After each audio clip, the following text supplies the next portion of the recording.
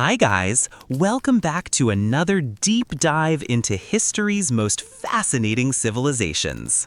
Tonight, we're taking a journey back over 2,000 years to explore something truly captivating, the daily rhythms, customs, and quiet moments that shaped ordinary people's lives in ancient China. We'll walk through bustling marketplaces where merchants haggled over silk and spices, peek inside humble farming villages where families worked the land just as their ancestors had for generations, and discover the intricate social customs that governed everything from morning tea ceremonies to evening family gatherings. This isn't just about emperors and dynasties. This is about real people, their hopes, their struggles, and the beautiful mundane moments that made up their world. We'll explore how a typical day unfolded for different classes of society, from the pre-dawn preparations of farmers to the elaborate court rituals of nobles and everything in between.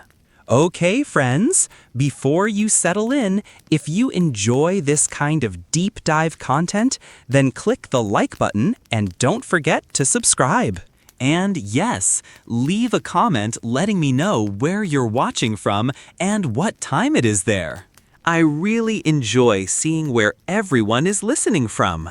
Now, dim the lights and turn on the fan. And let's dive into tonight's journey together. The first rays of sunlight began to creep over the horizon in the small farming village of Willow Creek, nestled in the fertile valleys of what we now know as the Yellow River region. This was during the Han Dynasty, around 150 BCE, when China was experiencing a golden age of prosperity and cultural development. The air was crisp with the morning dew, and the gentle sound of roosters crowing echoed across the terraced fields that stretched as far as the eye could see. In this peaceful setting, the daily rhythm of ancient Chinese life was about to begin, much as it had for countless generations before. In a modest earthen house with wooden beams and a thatched roof, farmer Chen Wei slowly opened his eyes as the first cock crowed.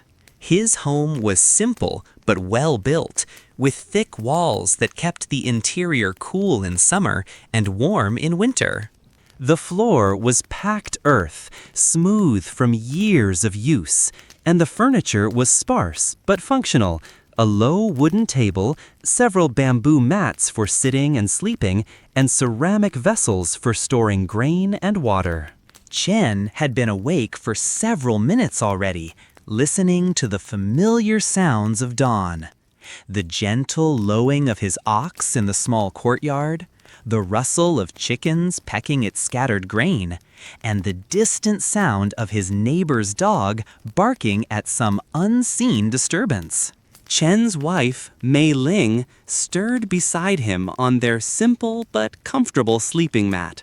She had been married to Chen for 15 years, and together they had raised 4 children, 3 sons and 1 daughter.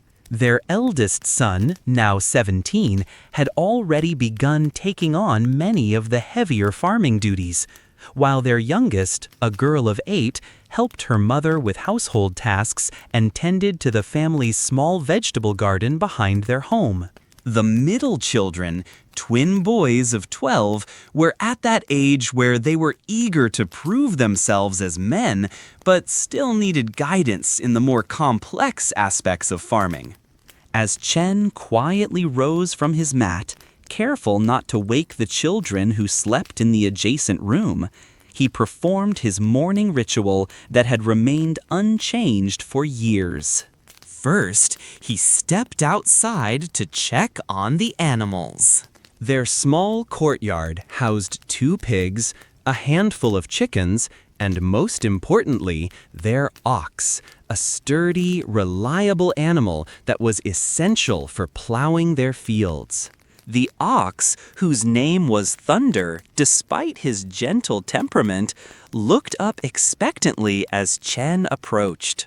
These animals weren't just livestock, they were integral members of the household, each serving a specific purpose in the family's survival and prosperity.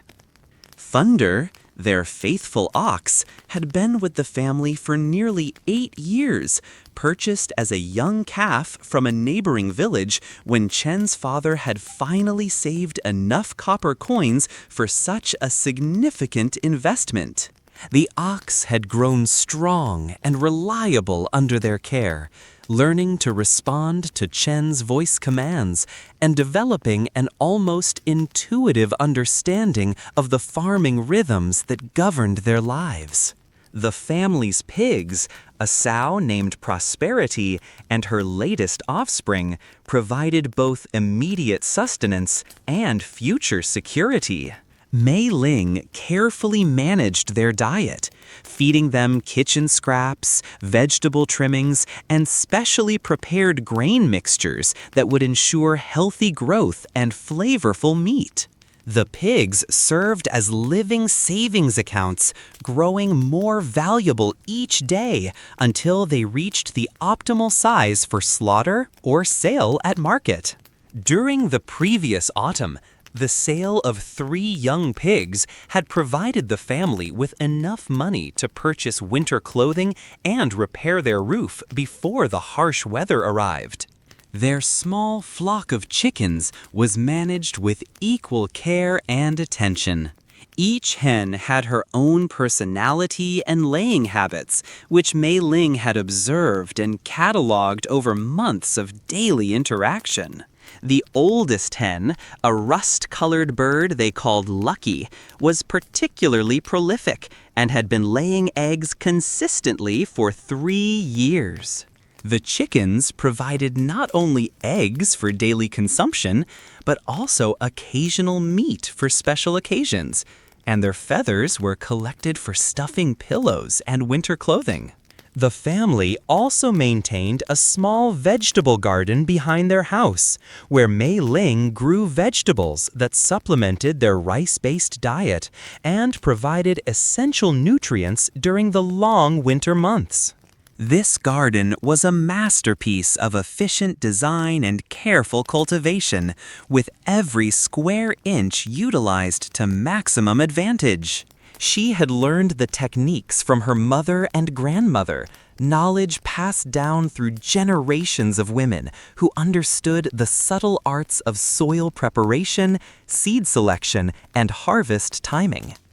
The garden's layout followed principles that had been refined over centuries of Chinese agricultural practice.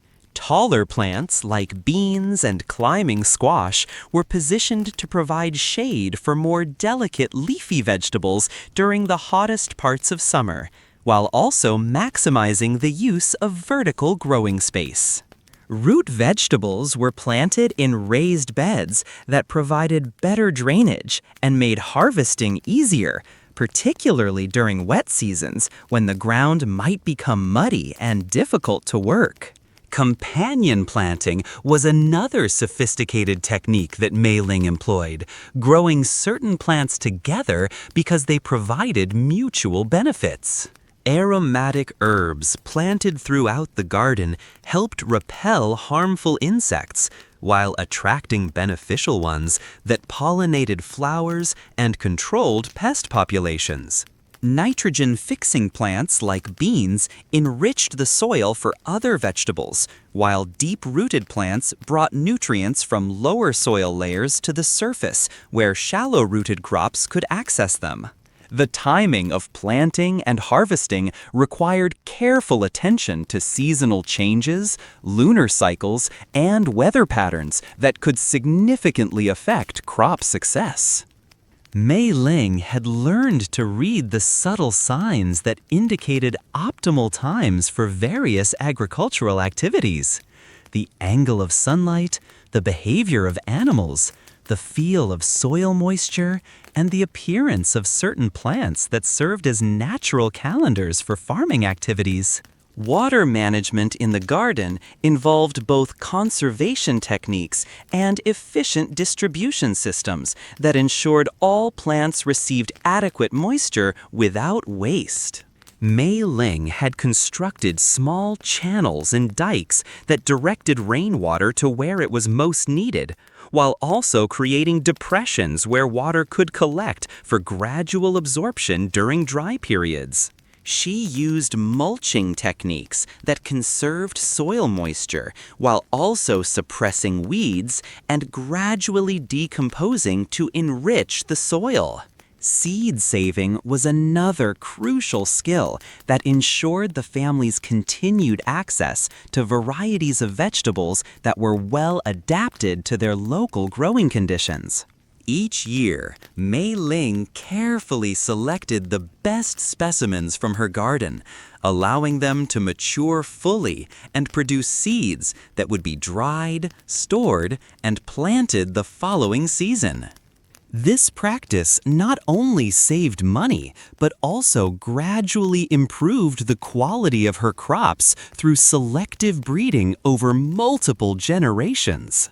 The preservation and storage of garden produce required extensive planning and numerous specialized techniques that extended the nutritional benefits of fresh vegetables throughout the year. Mei Ling dried vegetables on bamboo racks during sunny weather, pickled them in ceramic crocks using salt and vinegar solutions, and stored root vegetables in cool, dark spaces where they would remain fresh for months. These preservation methods not only prevented food waste, but also created diverse flavors and textures that added variety to winter meals. In one corner of the garden, Mei Ling grew medicinal herbs that she used to treat minor family illnesses and injuries. She cultivated ginseng for energy and vitality, chrysanthemum flowers for treating fevers and headaches, ginger for digestive problems, and various other plants that traditional medicine recognized as beneficial for health and longevity.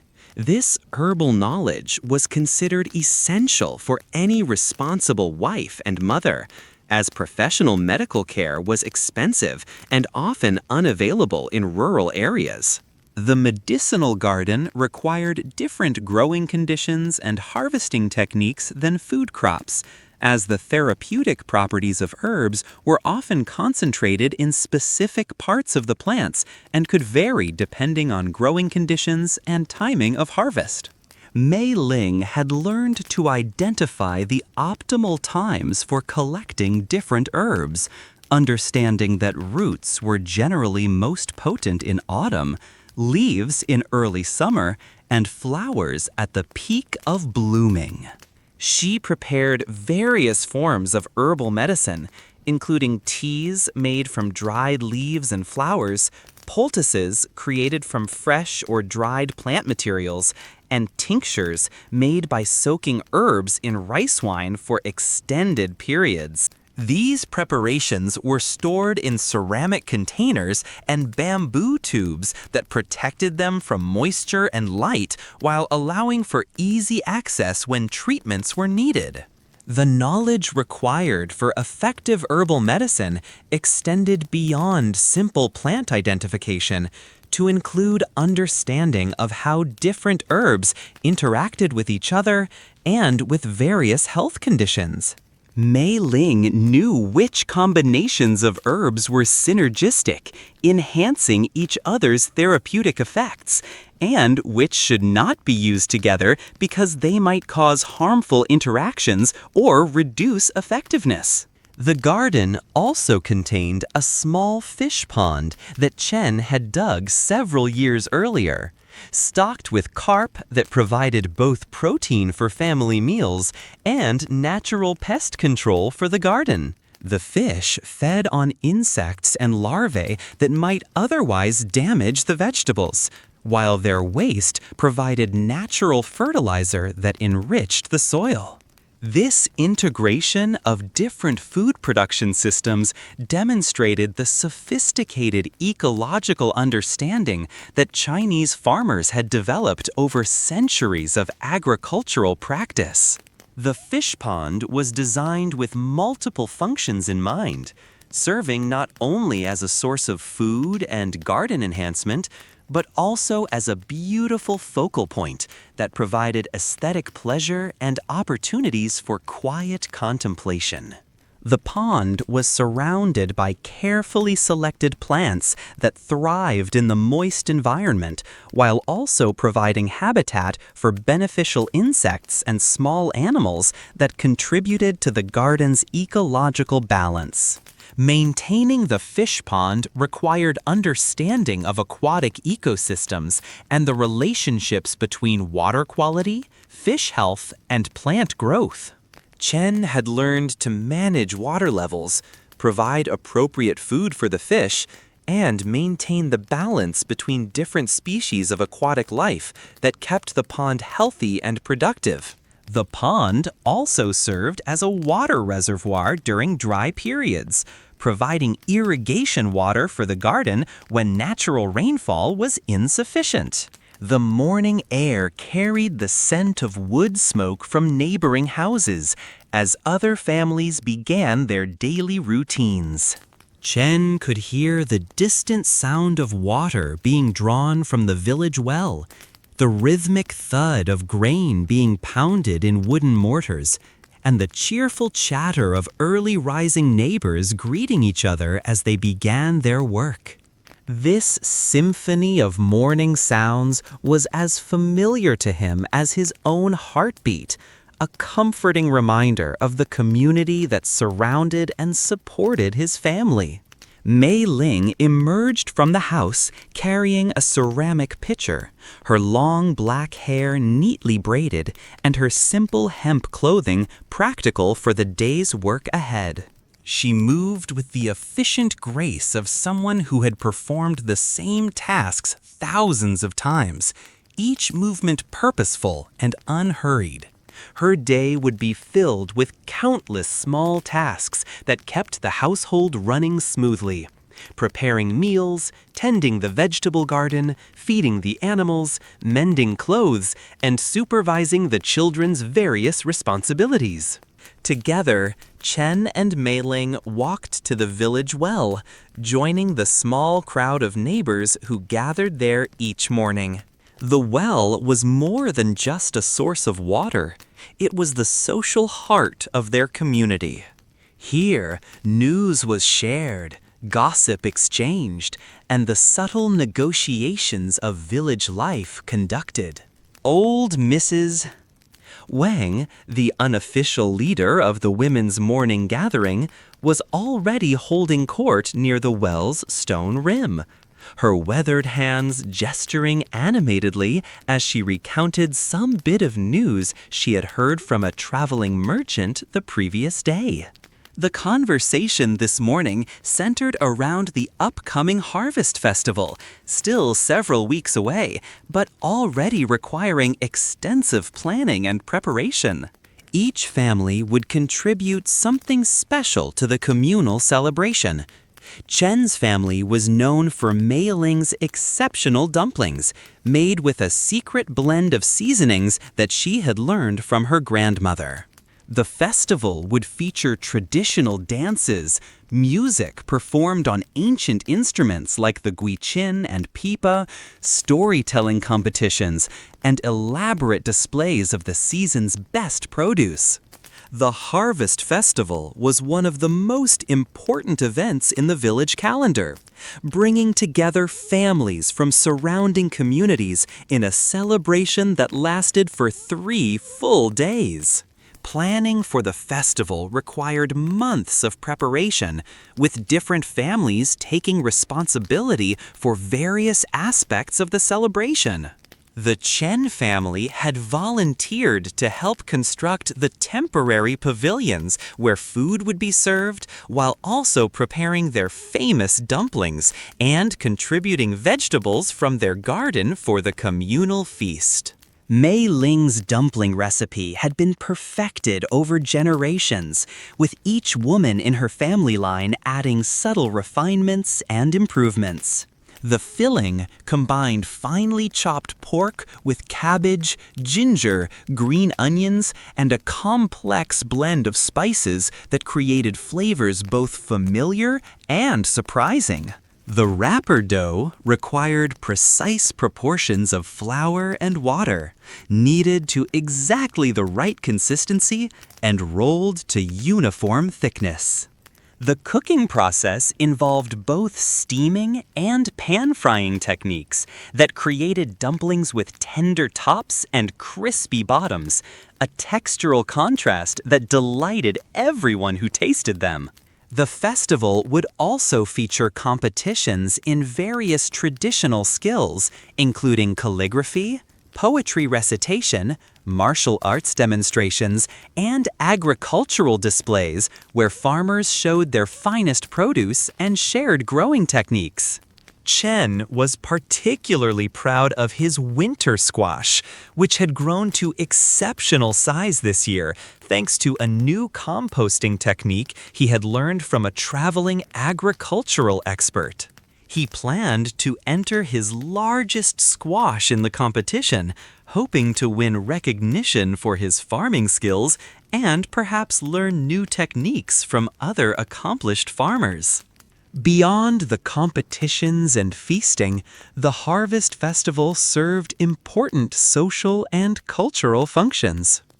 Young people had opportunities to meet potential marriage partners from other villages, while their parents engaged in the subtle negotiations that might lead to future unions. Merchants traveled from distant towns to sell specialty items and purchase local products, creating economic opportunities that helped village families generate the cash income they needed for various expenses.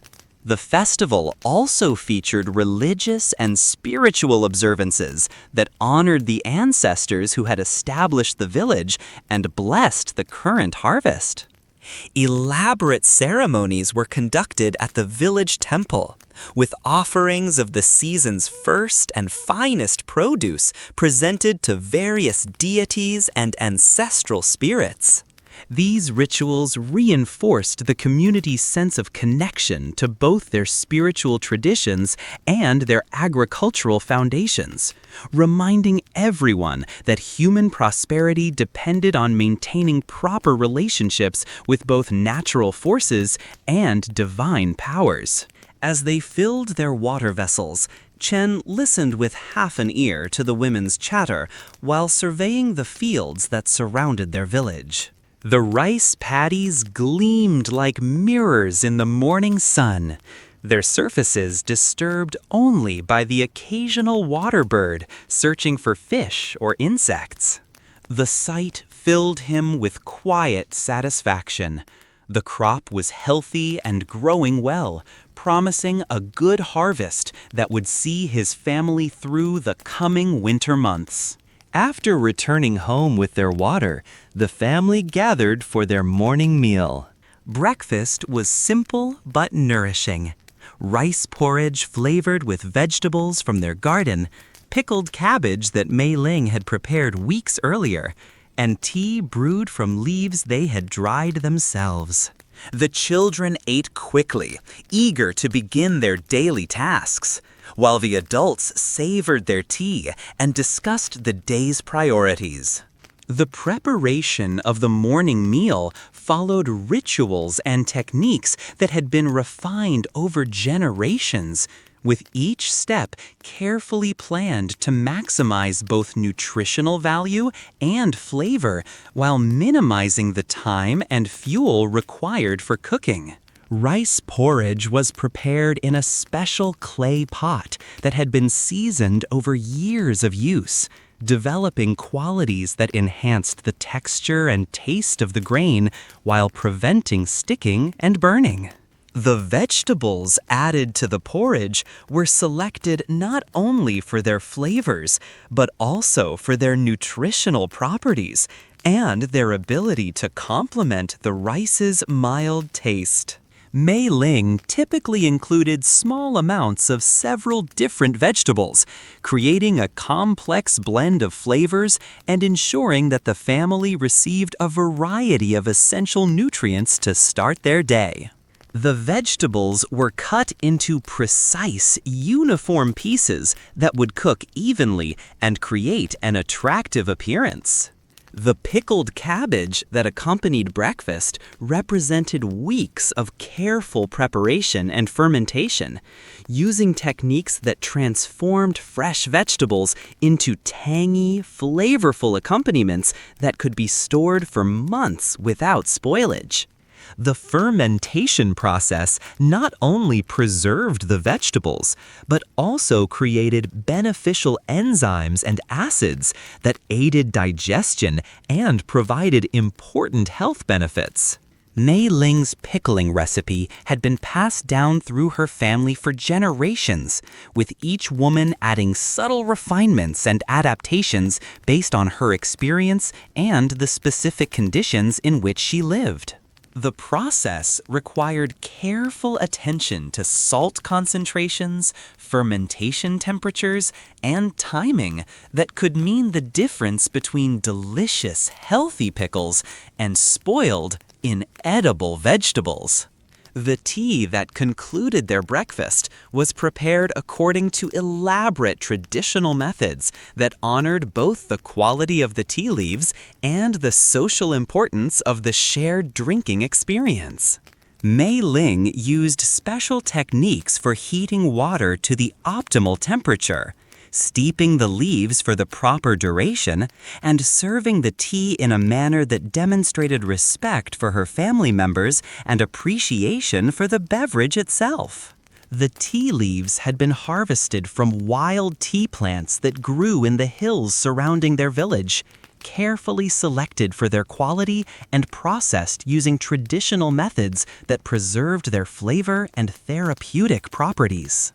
The drying and storage of tea leaves required knowledge of proper techniques that would maintain their potency while preventing mold, insects, and other forms of deterioration. During breakfast, family conversation touched on various topics that were important for coordinating the day's activities and maintaining family harmony.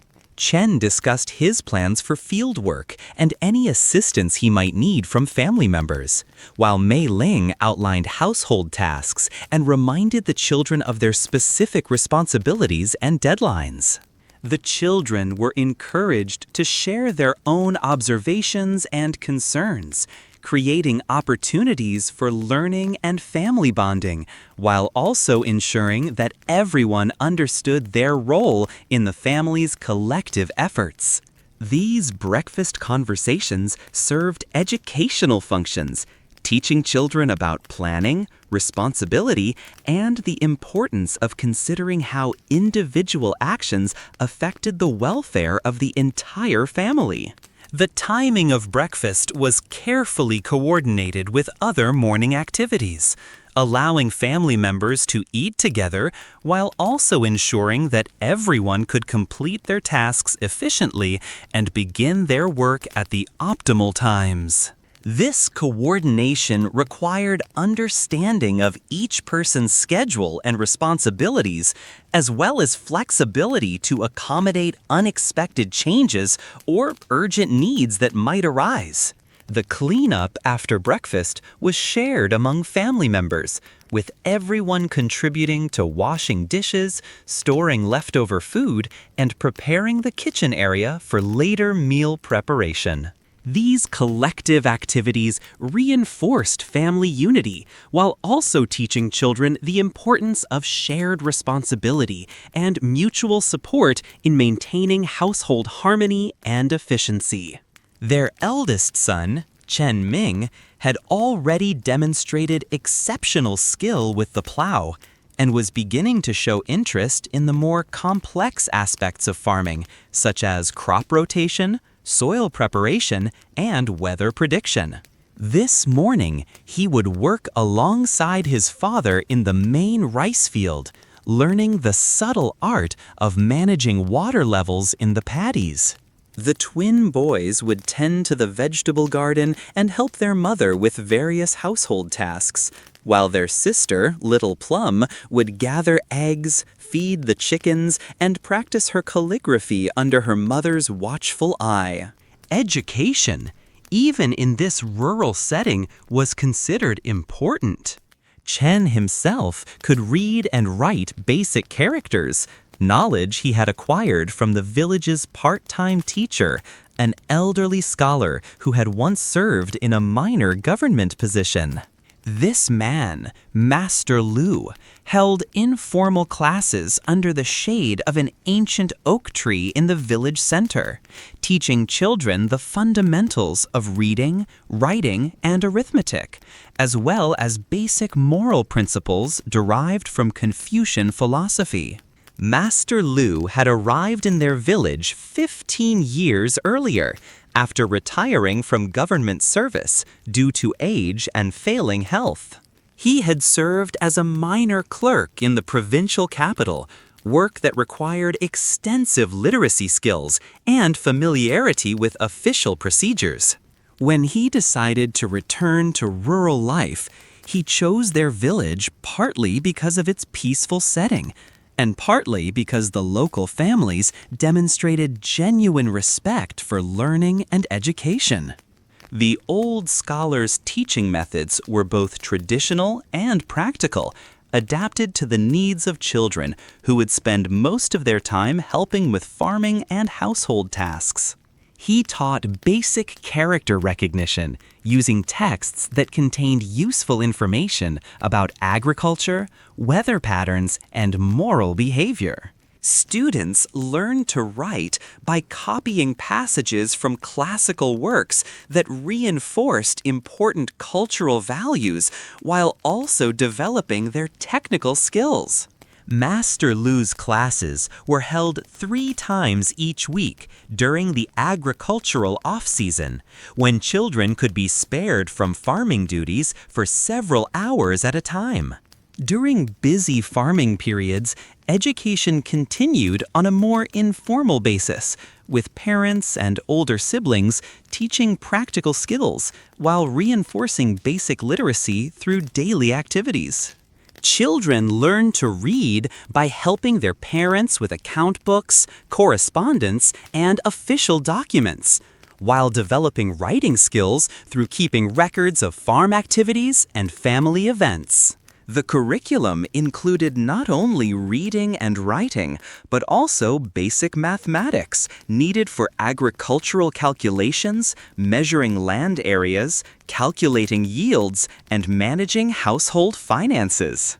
Students learned to use the abacus, a calculating device that enabled rapid and accurate computation without requiring extensive memorization of mathematical tables. These practical skills were essential for anyone who hoped to advance beyond subsistence farming or participate effectively in commercial activities. Master Lu also taught his students about Chinese history, geography, and cultural traditions, helping them understand their place within the broader civilization of which they were a part.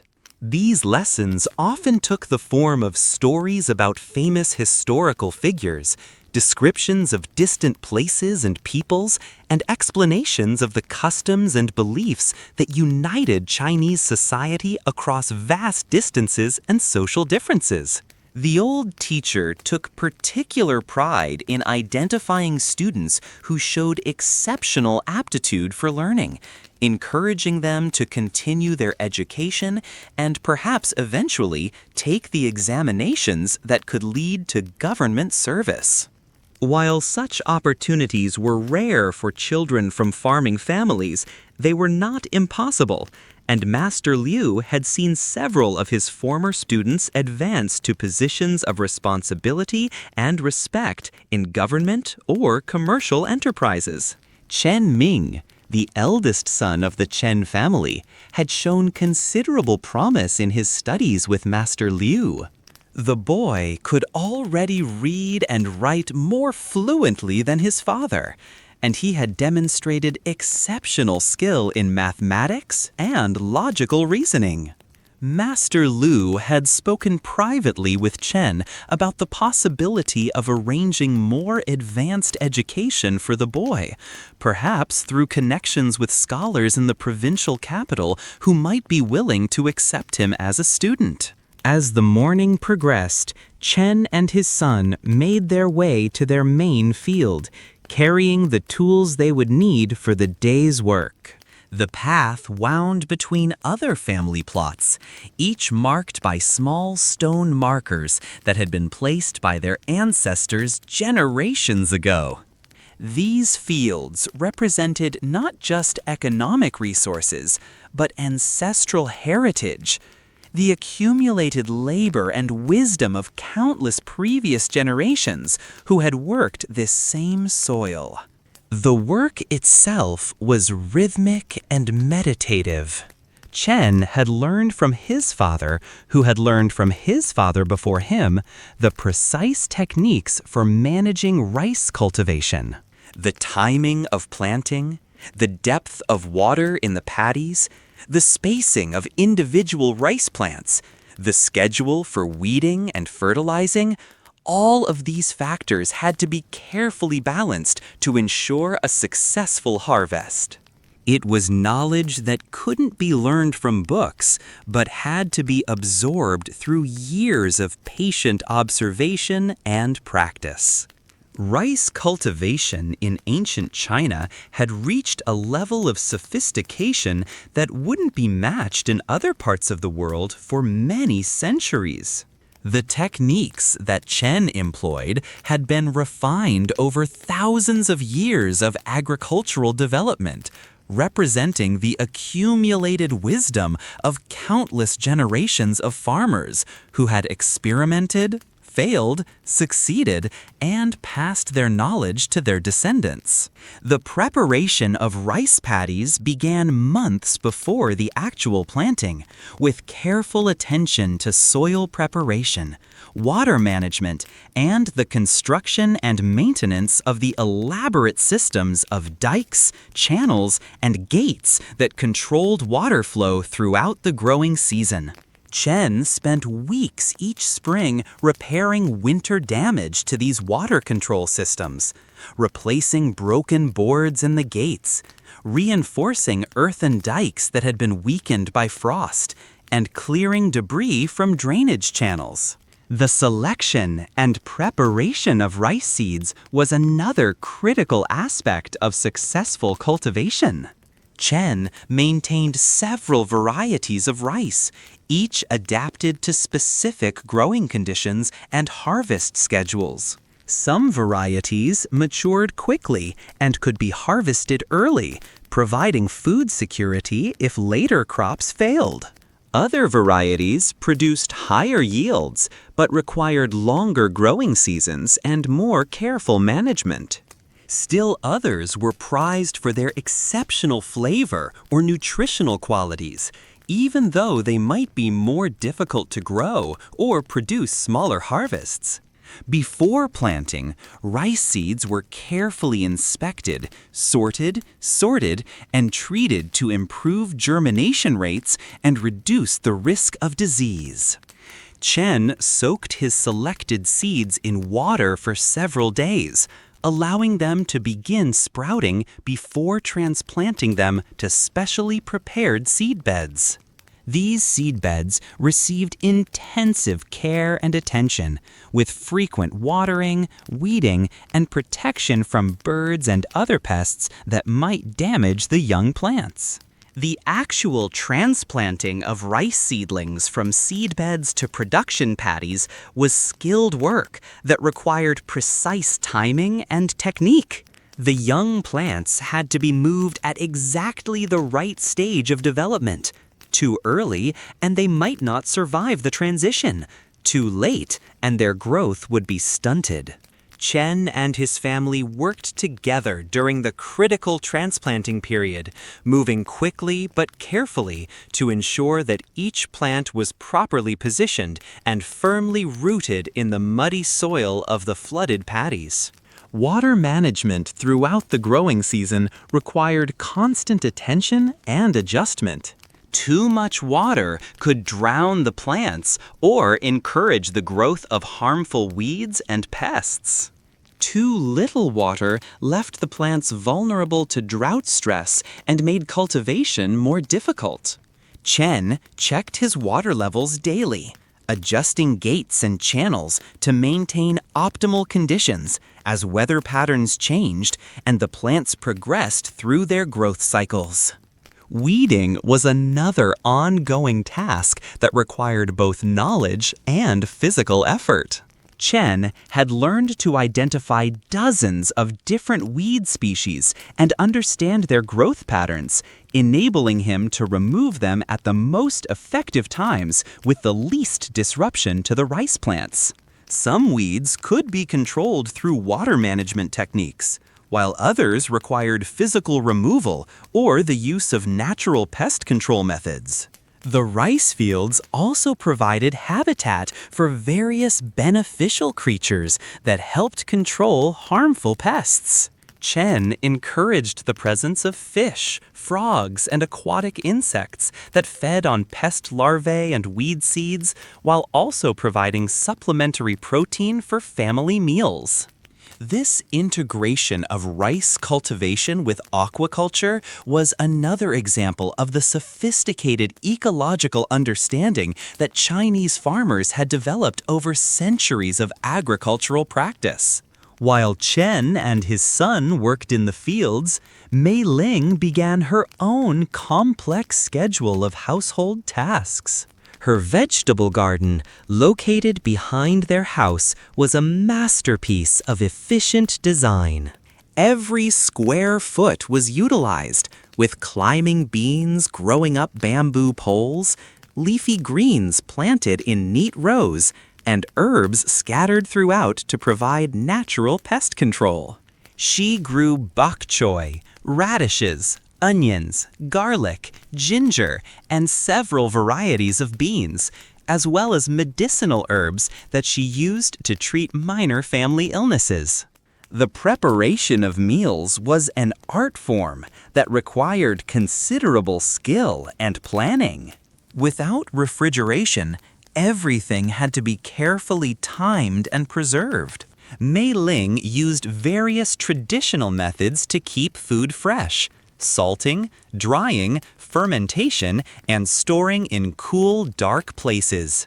Her pantry contained ceramic jars filled with pickled vegetables, dried mushrooms, preserved meats, and various sauces and seasonings that she had prepared herself.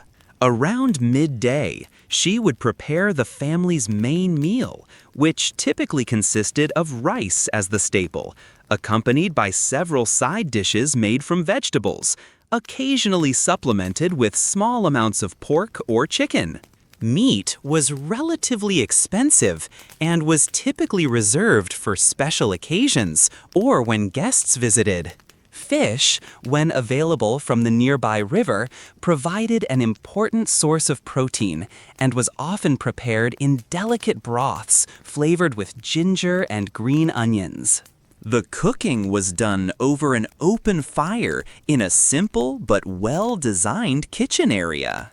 Mei Ling used iron woks and clay pots, tools that had been passed down through her family for generations.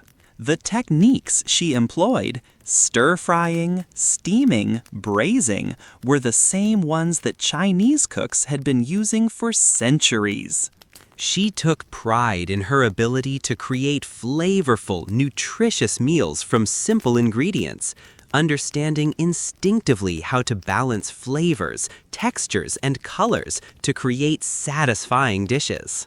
Mei Ling's kitchen was a masterpiece of efficient design and organization, reflecting years of experience and the accumulated wisdom of generations of women who had worked in similar spaces. Every tool had its designated place. Every ingredient was stored in containers that protected it from moisture, pests, and spoilage. The arrangement of workspace, storage areas, and cooking facilities reflected a deep understanding of the workflow required for preparing complex meals with minimal wasted motion or effort. The iron wok that served as the centerpiece of her cooking equipment had been seasoned to perfection over years of use, developing a non-stick surface that allowed her to cook with minimal oil while achieving the high temperatures necessary for proper stir-frying. She had inherited this wok from her mother, who had received it from her grandmother, creating an unbroken chain of culinary tradition that connected Mei Ling to countless previous generations of Chinese women. Her collection of clay pots included vessels of various sizes and shapes, each designed for specific cooking techniques and types of food. Large, round-bottomed pots were ideal for cooking rice and preparing soups, while smaller, narrow-necked vessels were perfect for steaming vegetables or warming wine. Some pots were glazed for easy cleaning and attractive presentation, while others were left unglazed to allow the natural clay to impart subtle flavors to slow-cooked dishes. The spices and seasonings that Mei Ling used in her cooking came from various sources and required different preservation techniques to maintain their potency and flavor. Salt, the most basic and essential seasoning, was obtained through trade with merchants who transported it from coastal areas where seawater was evaporated in shallow ponds. Soy sauce, made from fermented soybeans, was produced by families in her village using traditional techniques that required months of careful preparation and aging. Ginger and garlic, essential ingredients in Chinese cooking, were grown in her own garden and preserved through drying, pickling, and other techniques that ensured year-round availability. Hot peppers, introduced to China from distant lands through trade connections, were dried and ground to create spicy seasonings that added heat and complexity to various dishes. Star anise, cinnamon, and other aromatic spices were obtained from traveling merchants and used sparingly due to their high cost and intense flavors. The preparation of meals required careful planning and timing to ensure that multiple dishes could be ready simultaneously despite their different cooking requirements. Mei Ling often began food preparation hours before mealtime, starting with dishes that required long, slow cooking while preparing quick cooking items closer to serving time. Her expertise in managing these complex timing requirements was one of the skills that earned her recognition as an exceptional cook within her community. Food preservation was another essential skill that Mei Ling had mastered through years of practice and observation. Without refrigeration, she relied on various traditional techniques to keep food safe and flavorful for extended periods. Vegetables were pickled in salt and vinegar solutions that not only preserved them, but also created delicious accompaniments to rice-based meals. Meat was preserved through smoking, salting, and drying techniques that concentrated flavors while preventing spoilage. The fermentation of various foods created both preservation benefits and unique flavors that were highly valued in Chinese cuisine. Mei Ling prepared fermented bean paste, pickled vegetables, and aged soy products using traditional techniques that required careful attention to temperature, humidity, and timing. These fermented foods provided important nutritional benefits while also adding complex, savory flavors to everyday meals. Meanwhile, in the fields, Chen and his son took a brief rest during the hottest part of the day, seeking shade under a small pavilion that several families had built together at the edge of their property.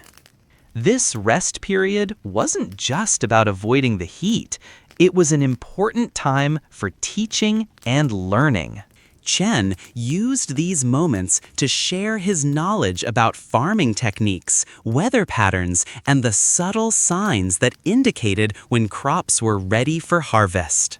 Their conversation also touched on broader topics: family history, moral principles, and Chen's hopes for his son's future. While he expected Chen Ming to continue farming, he also encouraged the boy to develop other skills that might prove valuable.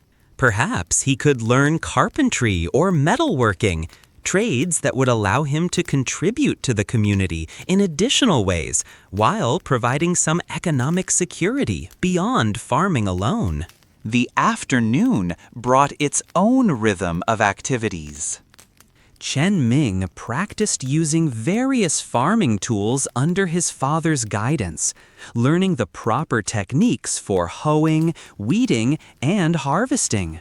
These skills required not just physical strength, but also precision and timing, knowing exactly how deep to cultivate without damaging roots, how to identify and remove weeds without disturbing valuable plants, and how to harvest crops at the optimal moment for maximum yield and quality.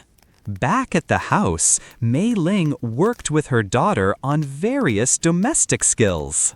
Little Plum was learning to weave simple baskets from bamboo strips, a skill that would serve her throughout her life. She was also practicing her calligraphy, carefully copying characters that her mother wrote out for her. Education for girls in this period was limited, but not entirely absent. Families recognized that daughters needed practical skills and basic literacy to manage their future households effectively. The twin boys spent their afternoon tending to the animals and helping with various maintenance tasks around the property. They repaired a section of fence that had been damaged by recent storms, cleaned and organized the tool shed, and helped their mother harvest vegetables for the evening meal. These boys were at an age where they were beginning to understand their future responsibilities as adult men, and they took their tasks seriously while still finding time for the occasional game or prank. As evening approached, the entire family gathered again for their second major meal of the day. This meal was typically more elaborate than breakfast, featuring several dishes that showcased the day's harvest from their garden. Tonight, Mei Ling had prepared stir-fried vegetables with garlic and ginger, a simple soup made from chicken broth and fresh greens, and rice served with pickled vegetables that provided a tangy contrast to the mild flavors of the other dishes. Dinner time was an important social occasion for the family. It was when they shared news of their day's activities, discussed plans for tomorrow, and reinforced family bonds through conversation and shared experience.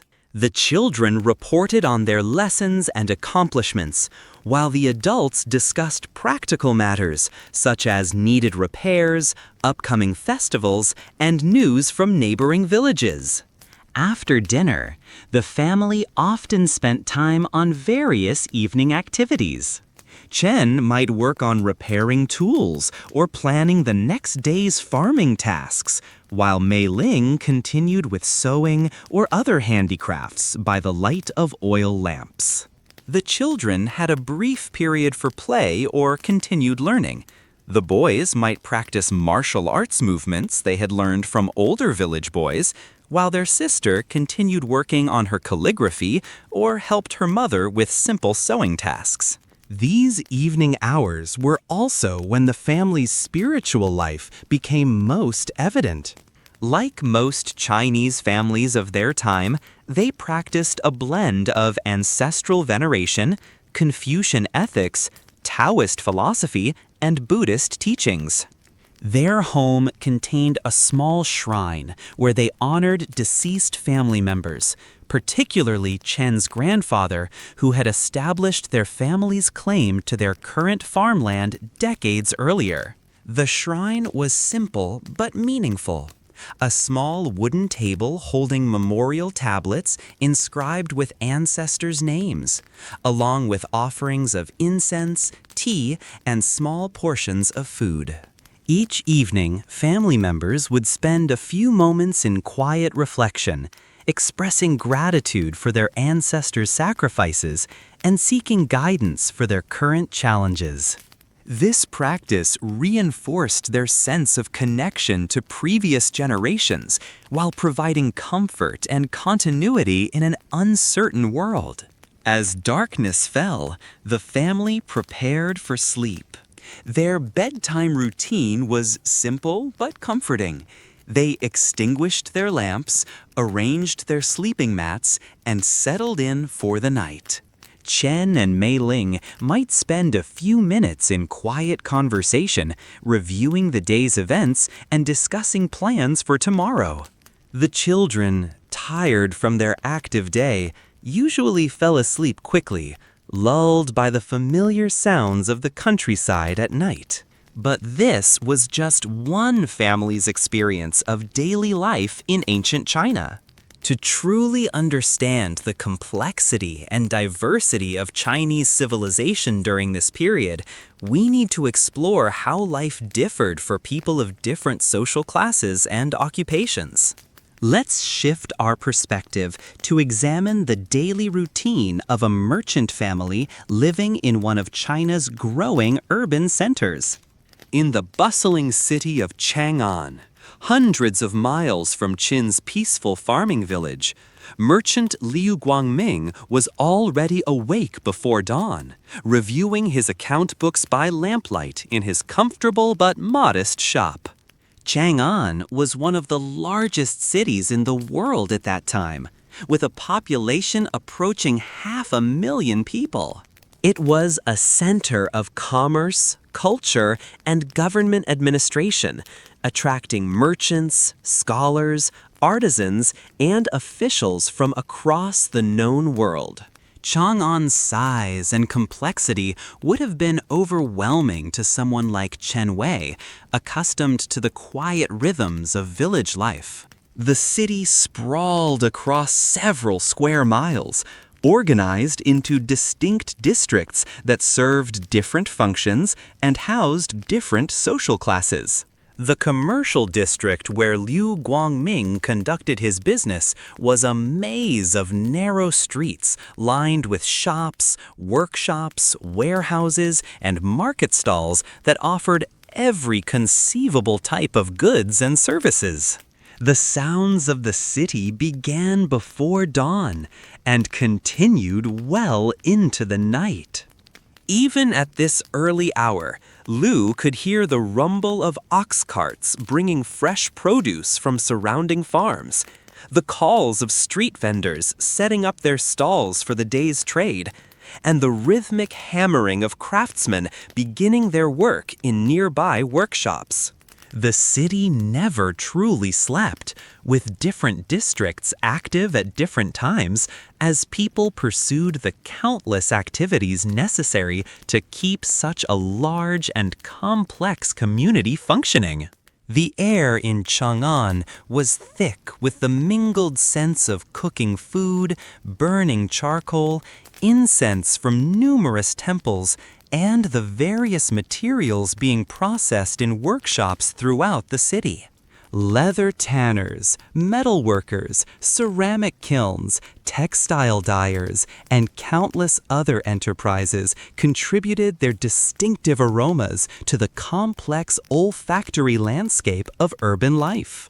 For someone raised in the countryside, these urban smells could be overwhelming.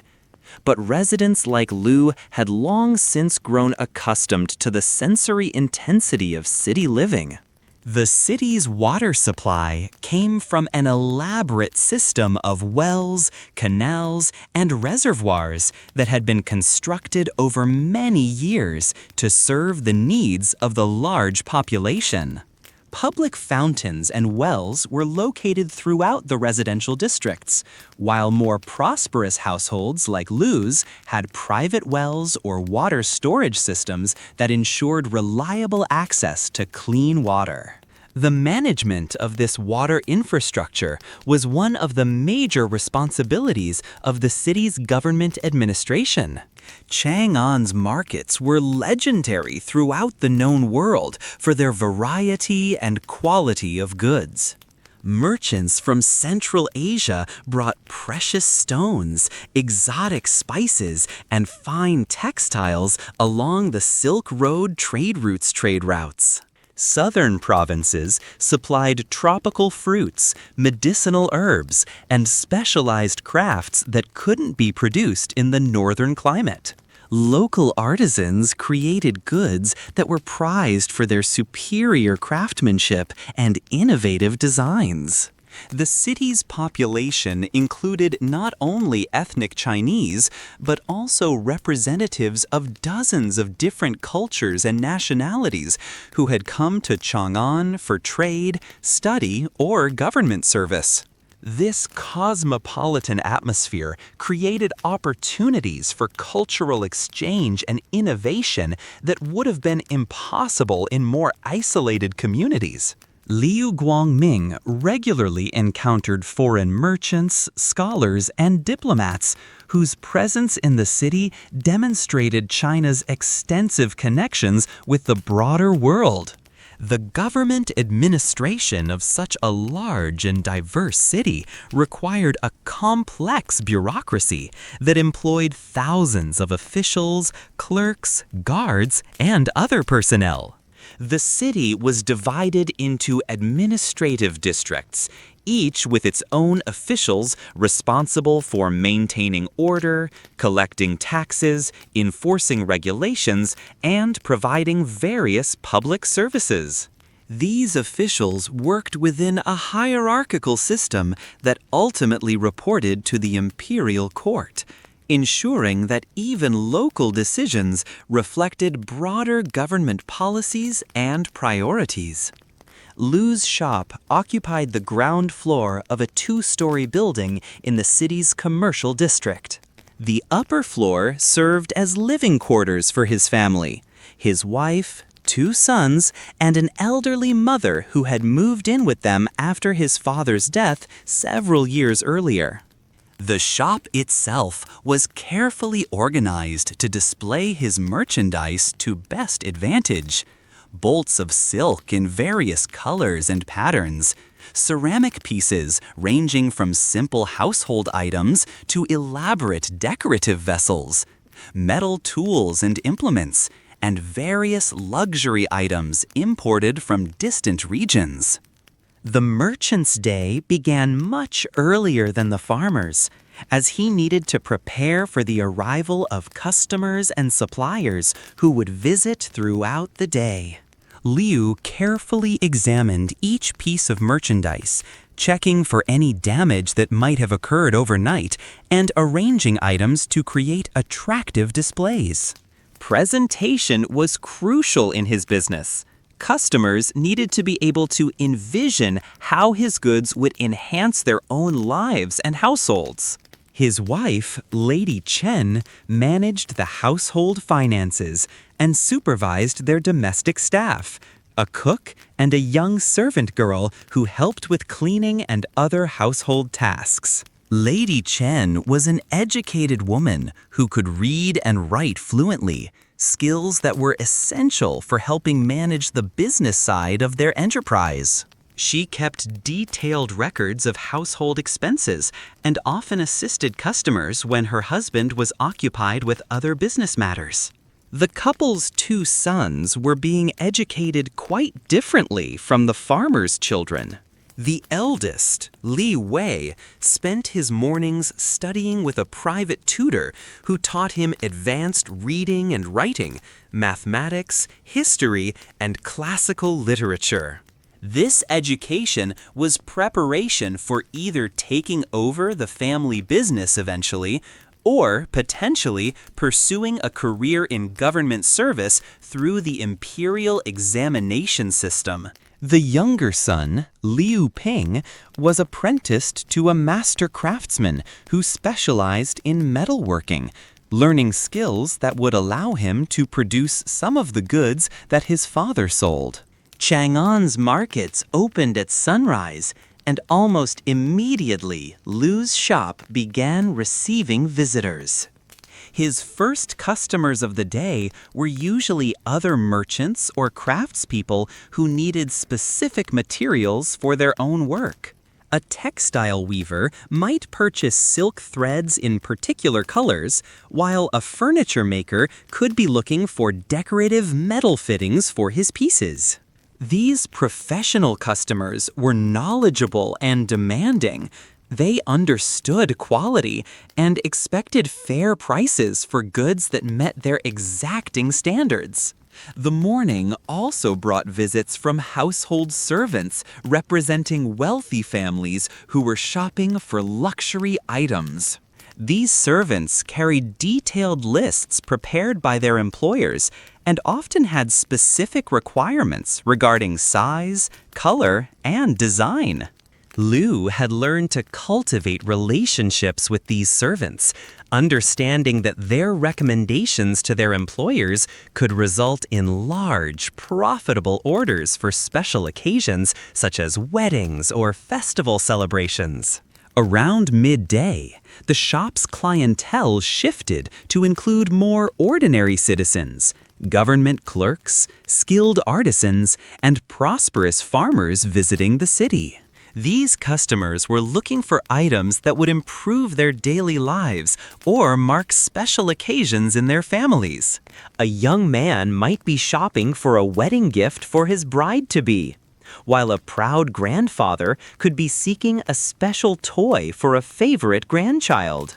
Lu's success as a merchant depended not just on the quality of his goods, but also on his ability to understand and respond to his customers' needs and desires.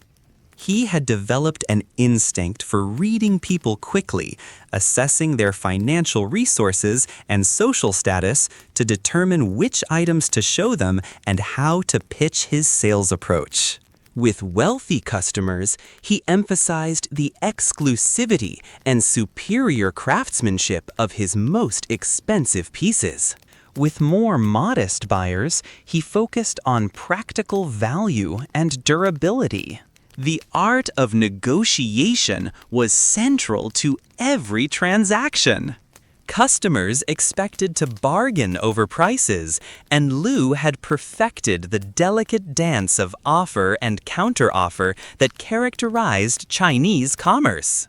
The initial asking price was always higher than what he expected to receive, leaving room for the customer to feel that they were getting a good deal while still ensuring Lu earned a reasonable profit. These negotiations were conducted with elaborate politeness and mutual respect, often accompanied by tea and friendly conversation about family, weather, or current events.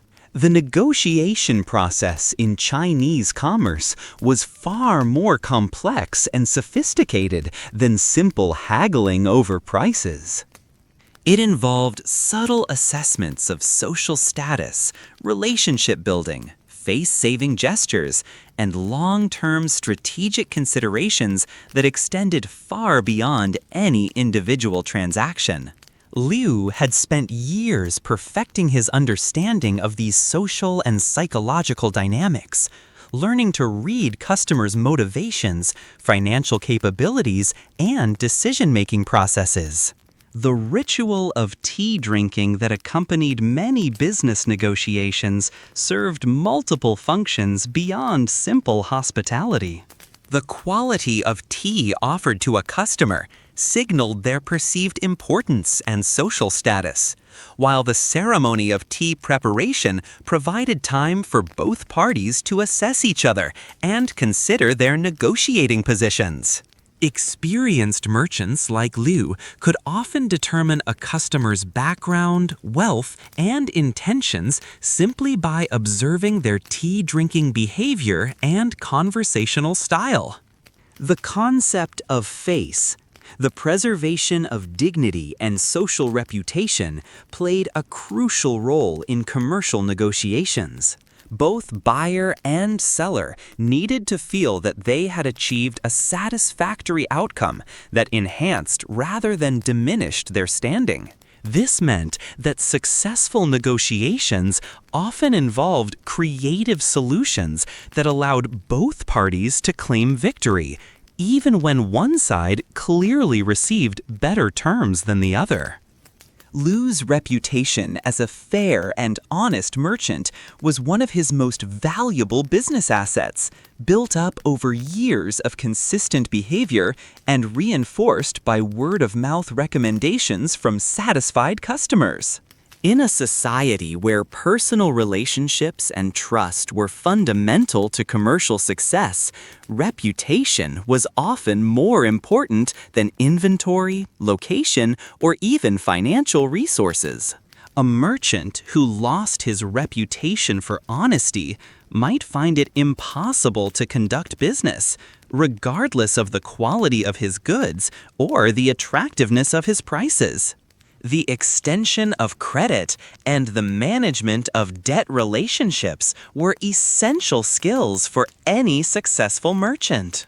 Liu regularly sold goods on credit to customers he trusted, while also purchasing inventory from suppliers using credit arrangements that might not be settled for weeks or months.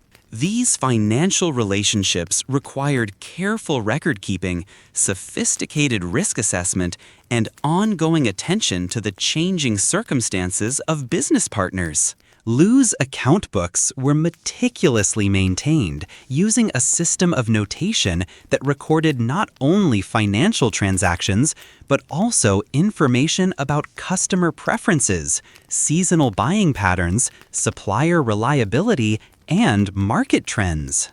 This information was crucial for making informed decisions about inventory management, pricing strategies, and business development opportunities. The ability to analyze and interpret this data was one of the skills that separated successful merchants from those who struggled to survive in competitive urban markets. The seasonal rhythms of agricultural production significantly influenced urban commerce, even for merchants like Liu, who dealt primarily in manufactured goods rather than farm products. Spring brought increased demand for agricultural tools and supplies as farmers prepared for planting season. Summer generated demand for preservation materials and storage containers as people prepared for harvest. Autumn was the peak season for most commercial activities, as harvest income made consumers more willing to purchase luxury and manufactured goods. Winter brought demand for heating materials, warm clothing, and preserved foods. Lunch for the merchant's family was more elaborate than what the farming family enjoyed, reflecting their greater prosperity and urban lifestyle. Lady Chen typically prepared several dishes featuring ingredients that would have been exotic luxuries in Chenwei's village. Fresh fish from the city's markets, vegetables grown in specialized market gardens, and seasonings imported from distant regions. The family ate with ceramic chopsticks and bowls that demonstrated their refined taste and social status. The afternoon brought a different pace to the shop. This was when Liu often conducted his more complex business dealings, negotiating large orders with wholesale customers, arranging for shipments of goods from suppliers in other cities, and managing his financial relationships with other merchants and moneylenders. The Chinese economy of this period was surprisingly sophisticated, with systems for credit, banking, and long-distance trade that facilitated commerce across vast distances. Liu maintained business relationships with merchants in cities hundreds of miles away, relying on a network of trust and reputation that allowed him to order goods he had never seen from people he had never met. These arrangements were formalized through contracts written on silk or bamboo strips, documents that specified quantities, qualities, delivery dates, and payment terms. The reliability of this system was one of the foundations of China's economic prosperity during this period. Evening brought different challenges and opportunities for the merchant family. After closing his shop, Liu often attended social gatherings with other merchants, where business relationships were maintained and new opportunities discussed.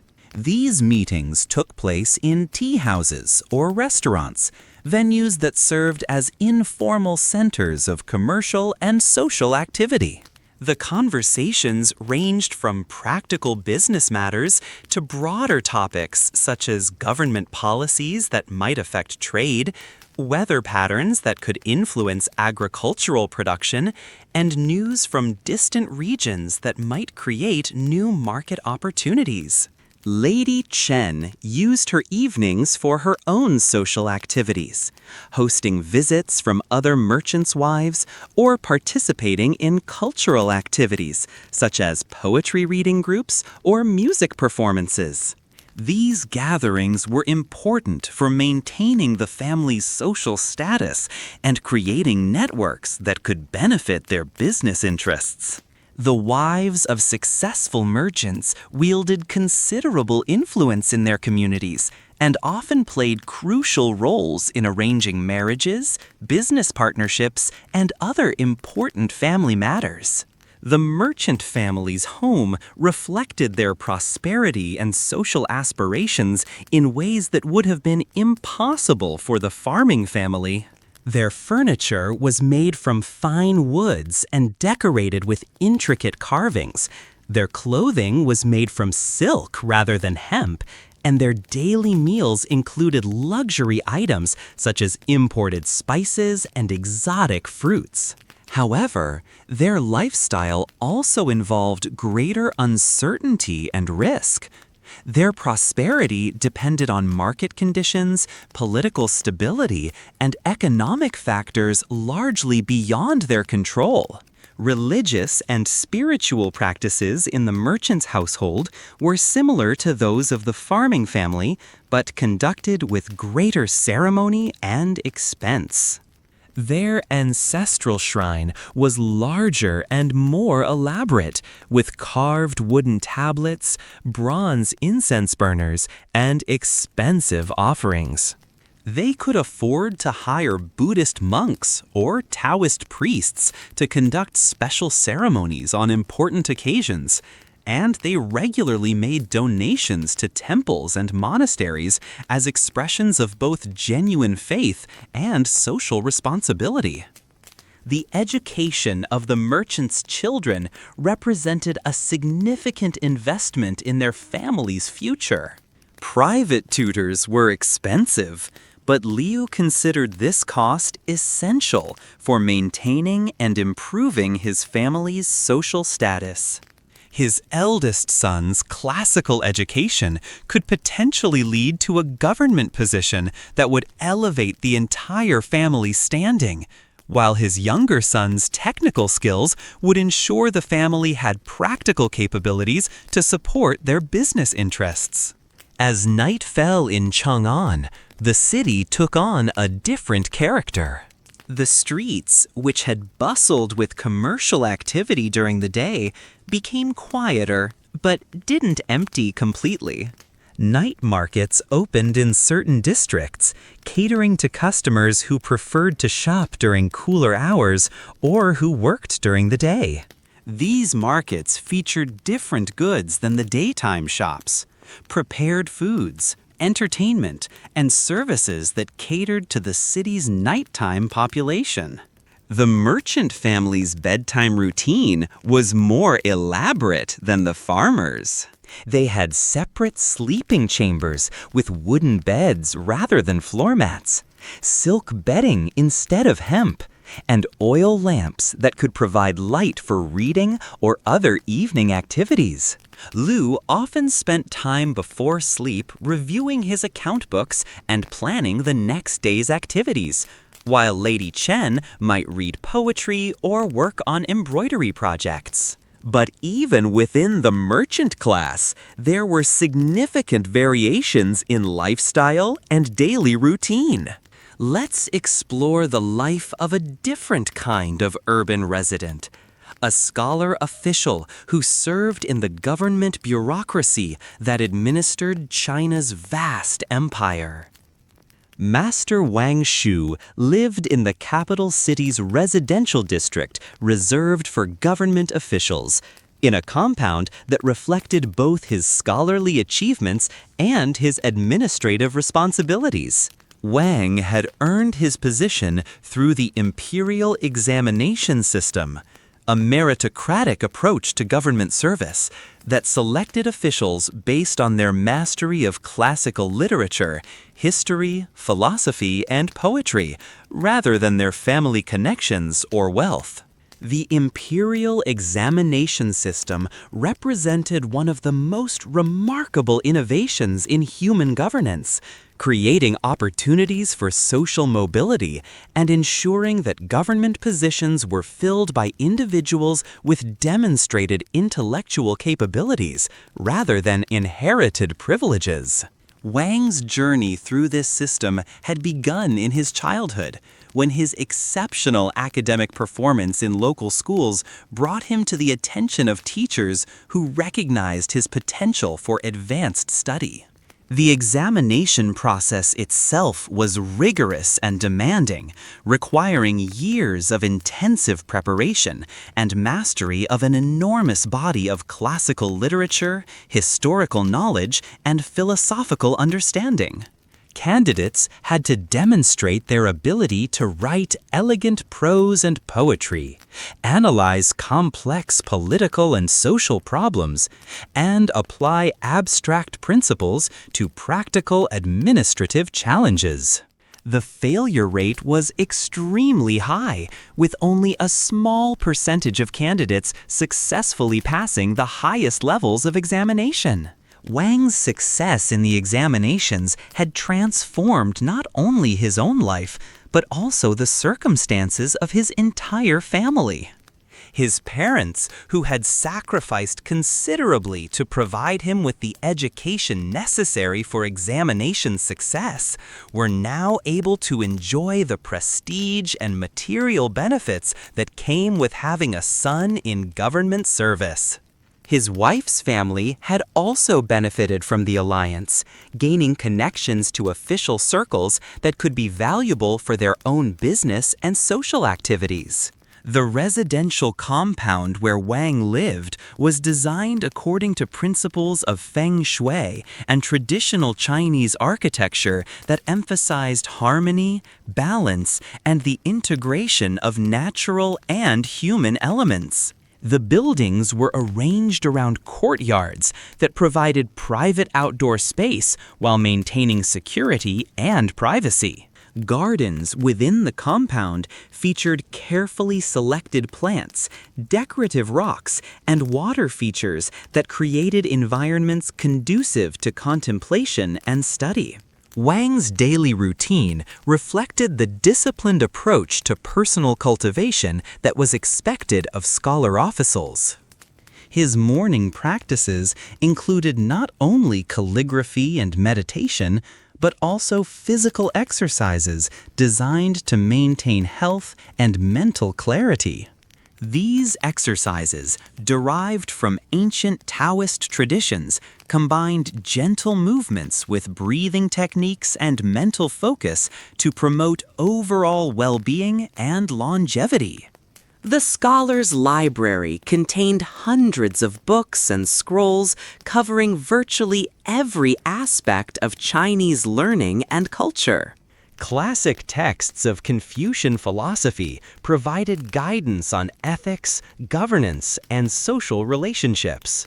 Historical works offered lessons about successful and unsuccessful policies and their consequences.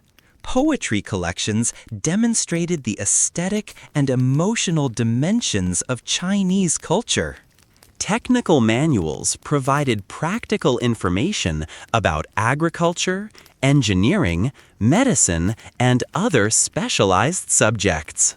Wang's scholarly work extended beyond his official administrative duties to include ongoing research and writing projects that contributed to the broader intellectual life of Chinese civilization. He was currently working on a commentary on a classic text of political philosophy, analyzing its applications to contemporary administrative challenges. This work would eventually be circulated among other scholars and might influence government policy discussions for years to come. The education of Wang's children reflected both the opportunities and responsibilities that came with their family's elevated social status. His sons were receiving the finest education available, with private tutors who specialized in classical literature, history, mathematics, and other subjects considered essential for future scholarly careers. The boys were also learning practical skills such as writing, archery, and music that were considered appropriate accomplishments for young gentlemen. Wang's daughter was receiving an education that was exceptional for girls of her time, including advanced literacy, mathematics, music, painting, and the complex social skills necessary for managing a scholarly household. While she would not be eligible for government service, her education would enable her to marry into another scholarly family and contribute to the intellectual and cultural life of the elite social circles in which she would move as an adult. Wang's daily routine began before dawn with personal cultivation activities that were considered essential for a cultivated gentleman. He practiced calligraphy, copying classical texts that reinforced both his technical skills and his understanding of traditional wisdom. This morning practice was followed by meditation, a quiet period of reflection that prepared him mentally and spiritually for the day's administrative duties. His family life reflected the ideals of Confucian social order. His wife, Lady Liu, was an educated woman from another scholarly family, chosen not only for her personal qualities, but also for her ability to manage a household that frequently entertained other officials and their families. Their 3 children, 2 sons and a daughter, were receiving the finest education available, with private tutors who specialized in different subjects and skills considered appropriate for their social class. The scholar's home was designed to reflect scholarly values and aesthetic principles. The architecture featured clean lines, balanced proportions, and harmonious relationships between indoor and outdoor spaces. Gardens were integrated into the living areas, creating peaceful environments that encouraged contemplation and study. The furnishings were elegant but not ostentatious, emphasizing quality of craftsmanship and subtle beauty over obvious displays of wealth. Wang's morning meal was served with considerable ceremony, reflecting both family traditions and social expectations. The dishes were prepared and presented with careful attention to visual appeal as well as flavor, demonstrating the household's refinement and cultural sophistication. Breakfast typically included rice porridge with delicately seasoned accompaniments, tea prepared according to elaborate traditional methods, and seasonal fruits arranged in aesthetically pleasing patterns.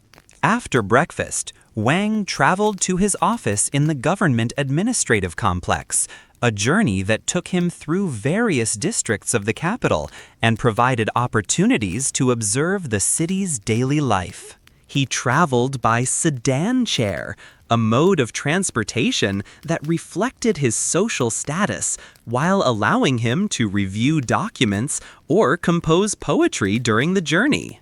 The sedan chair was carried by trained bearers who knew the most efficient routes through the city's busy streets.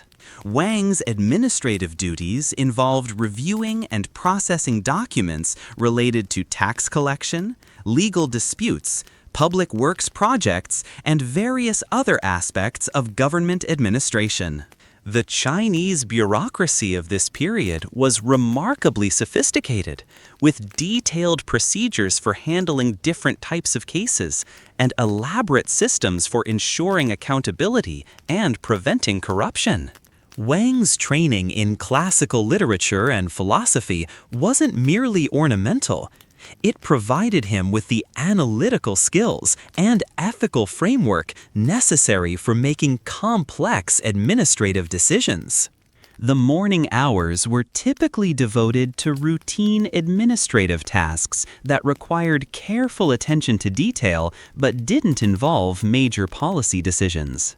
Wang reviewed tax collection reports from rural districts, examined legal documents prepared by subordinate officials, and processed applications for various government permits and licenses. Each document had to be read carefully, checked for errors or inconsistencies, and either approved, rejected, or returned for additional information. Around midday, Wang participated in meetings with other officials where more complex policy matters were discussed. These meetings followed elaborate protocols that reflected both the hierarchical nature of Chinese government and the scholarly background of the participants. Junior officials presented their analyses and recommendations, while senior officials asked probing questions and offered guidance based on their greater experience and broader perspective. The discussions in these meetings ranged from immediate practical concerns to broader philosophical questions about the proper role of government in society. The officials drew upon their knowledge of classical texts, historical precedents, and Confucian principles to analyze current problems and develop appropriate responses. This integration of scholarly learning with practical administration was one of the distinctive features of Chinese governance during this period. Wang's lunch was typically taken with other officials in a dining room within the administrative complex. These meals served both practical and social functions. They provided necessary nutrition while also creating opportunities for informal discussion of official business and maintenance of collegial relationships. The food was of high quality and presented with considerable style, reflecting the dignity of the officials' positions and the importance of their work. The afternoon brought Wang's most challenging and important work, dealing with complex cases that required careful analysis and significant decision-making authority. He might review legal appeals from lower courts, analyze proposals for new public works projects, or examine reports of problems in distant provinces that required central government attention. These tasks demanded not only technical competence, but also wisdom, judgment, and the ability to balance competing interests and priorities. One afternoon case involved a dispute between neighboring villages over water rights to a river that provided irrigation for their fields. The local magistrate had been unable to resolve the conflict, and it had been appealed to the provincial administration and eventually to Wang's office in the capital. The case file contained detailed maps, witness statements, historical records of previous agreements, and legal arguments prepared by representatives of both sides. Wang's analysis of this case demonstrated the sophisticated approach that Chinese administration brought to such problems. He examined not only the immediate legal and technical issues, but also the broader implications for agricultural productivity, social stability, and precedent setting for similar cases in other regions.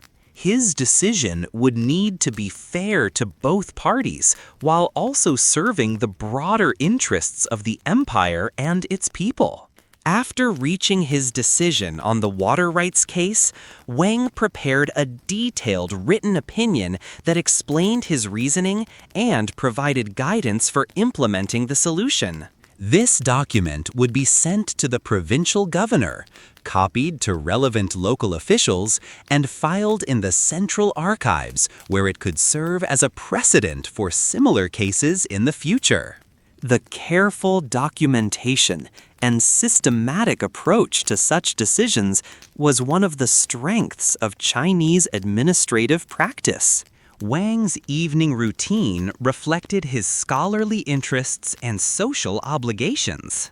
He often hosted dinner parties for other officials, gatherings that combined social pleasure with professional networking and intellectual discussion.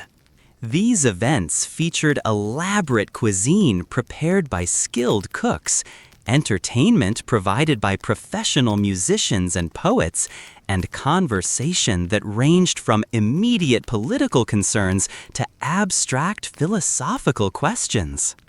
The dinner conversations often turned to literature and poetry, subjects that were considered essential elements of a cultivated gentleman's education.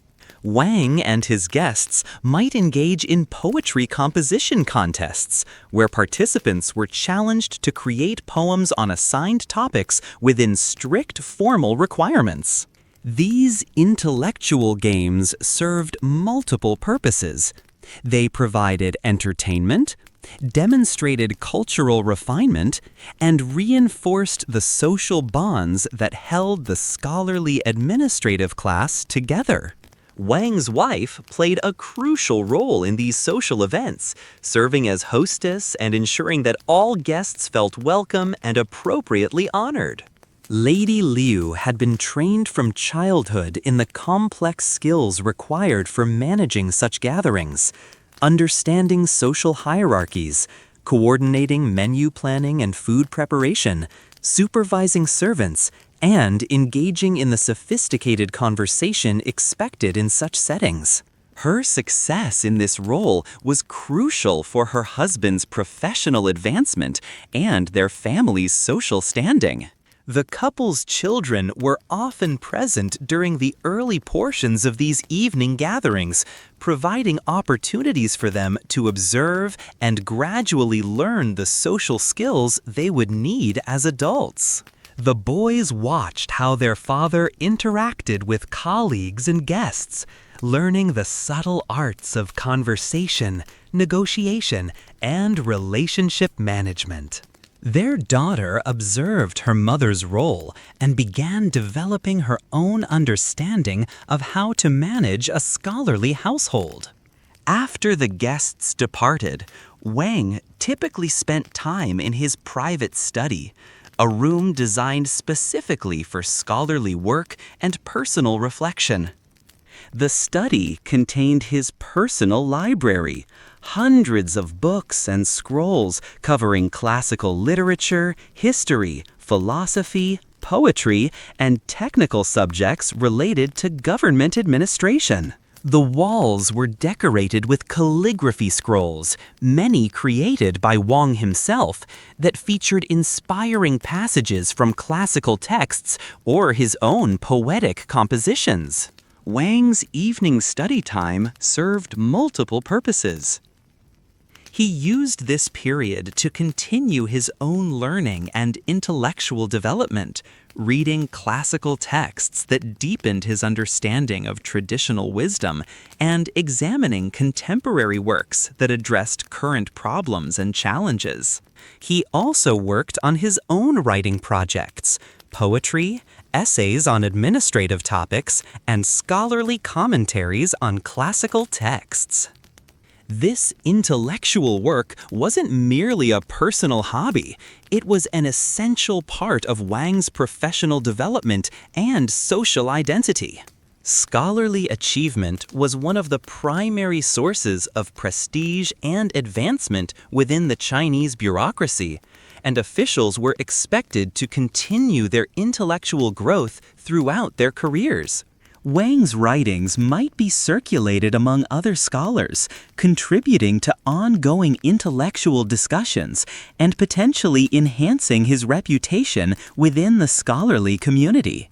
Before retiring for the night, Wang spent time in quiet reflection and meditation, practices that helped him maintain the mental clarity and emotional balance necessary for effective administrative work. This personal cultivation wasn't separate from his professional responsibilities. Confucian philosophy emphasized that good government depended on the moral and intellectual development of individual officials, making personal cultivation a public duty as well as a private concern. The scholar's family life reflected ideals of harmony, learning, and mutual respect that were central to Confucian's social philosophy. Children were expected to show respect and obedience to their parents, while also developing their own intellectual and moral capabilities. Parents had responsibilities to provide appropriate education and guidance while modeling the virtues they hoped to instill in their offspring. The household operated according to clearly understood roles and expectations, but within a framework of mutual affection and shared purposes. As we've seen through these different perspectives, the farming family, the merchant household, and the scholar official's compound, daily life in ancient China varied significantly based on social class, occupation, and geographic location. However, certain common themes and values ran throughout Chinese society during this period, providing unity and coherence to what might otherwise have been a fragmented collection of isolated communities. One of the most important unifying elements was the Chinese writing system, which allowed people from different regions who spoke mutually unintelligible dialects to communicate through written documents. This shared literacy created a common intellectual culture that transcended local differences and enabled the development of a unified administrative system, commercial network, and scholarly tradition. The Chinese writing system was perhaps the most sophisticated and versatile form of written communication that had ever been developed, capable of expressing complex ideas, subtle emotions, and technical information with remarkable precision and elegance. Unlike alphabetic writing systems that represented sounds, Chinese characters represented meanings, allowing the same written text to be understood by speakers of different dialects and even different languages. The development of this writing system over many centuries had required enormous intellectual effort and cultural continuity, with each generation of scholars adding refinements and improvements while maintaining compatibility with earlier texts. The result was a form of written communication that could preserve and transmit knowledge across vast distances and long periods of time, enabling Chinese civilization to maintain cultural continuity despite political changes and social upheavals. Literacy in Chinese required years of intensive study and practice, as students had to memorize thousands of individual characters along with their various meanings and applications. However, the intellectual discipline required for achieving literacy also developed mental capabilities that were valuable for many other activities. Educated individuals were better able to analyze complex problems, remember large amounts of information, and communicate effectively with people from different backgrounds. The use of Chinese writing for official government business created career opportunities for educated individuals while also ensuring that administrative procedures and legal principles were consistently applied throughout the empire. Documents written in the capital could be understood by officials in distant provinces, while reports and requests from local governments could be processed efficiently by central government bureaucrats. Commercial activities also benefited from the standardized writing system, as merchants could communicate with suppliers and customers in distant regions without requiring interpreters or facing the misunderstandings that often resulted from purely verbal communication.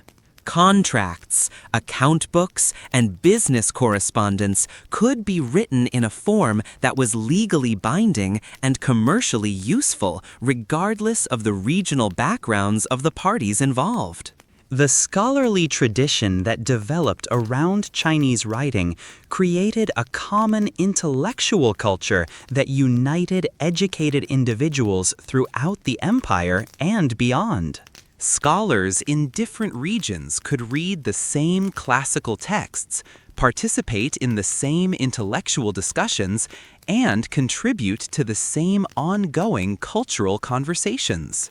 This shared intellectual heritage provided stability and continuity even during periods of political instability or economic disruption. Poetry and literature written in Chinese could be appreciated by educated readers throughout the empire and in neighboring countries that had adopted Chinese writing for their own cultural purposes. This created opportunities for cultural exchange and artistic influence that enriched the literary traditions of all participating societies while maintaining the distinctive characteristics of each regional culture. The preservation of historical records in Chinese writing enabled each generation to learn from the experiences of their predecessors, creating an accumulated body of practical wisdom about governance, agriculture, commerce, and other essential activities. This historical consciousness was one of the factors that allowed Chinese civilization to maintain its essential characteristics over many centuries, while also adapting to changing circumstances and new challenges. Family relationships provided another source of social cohesion and personal identity.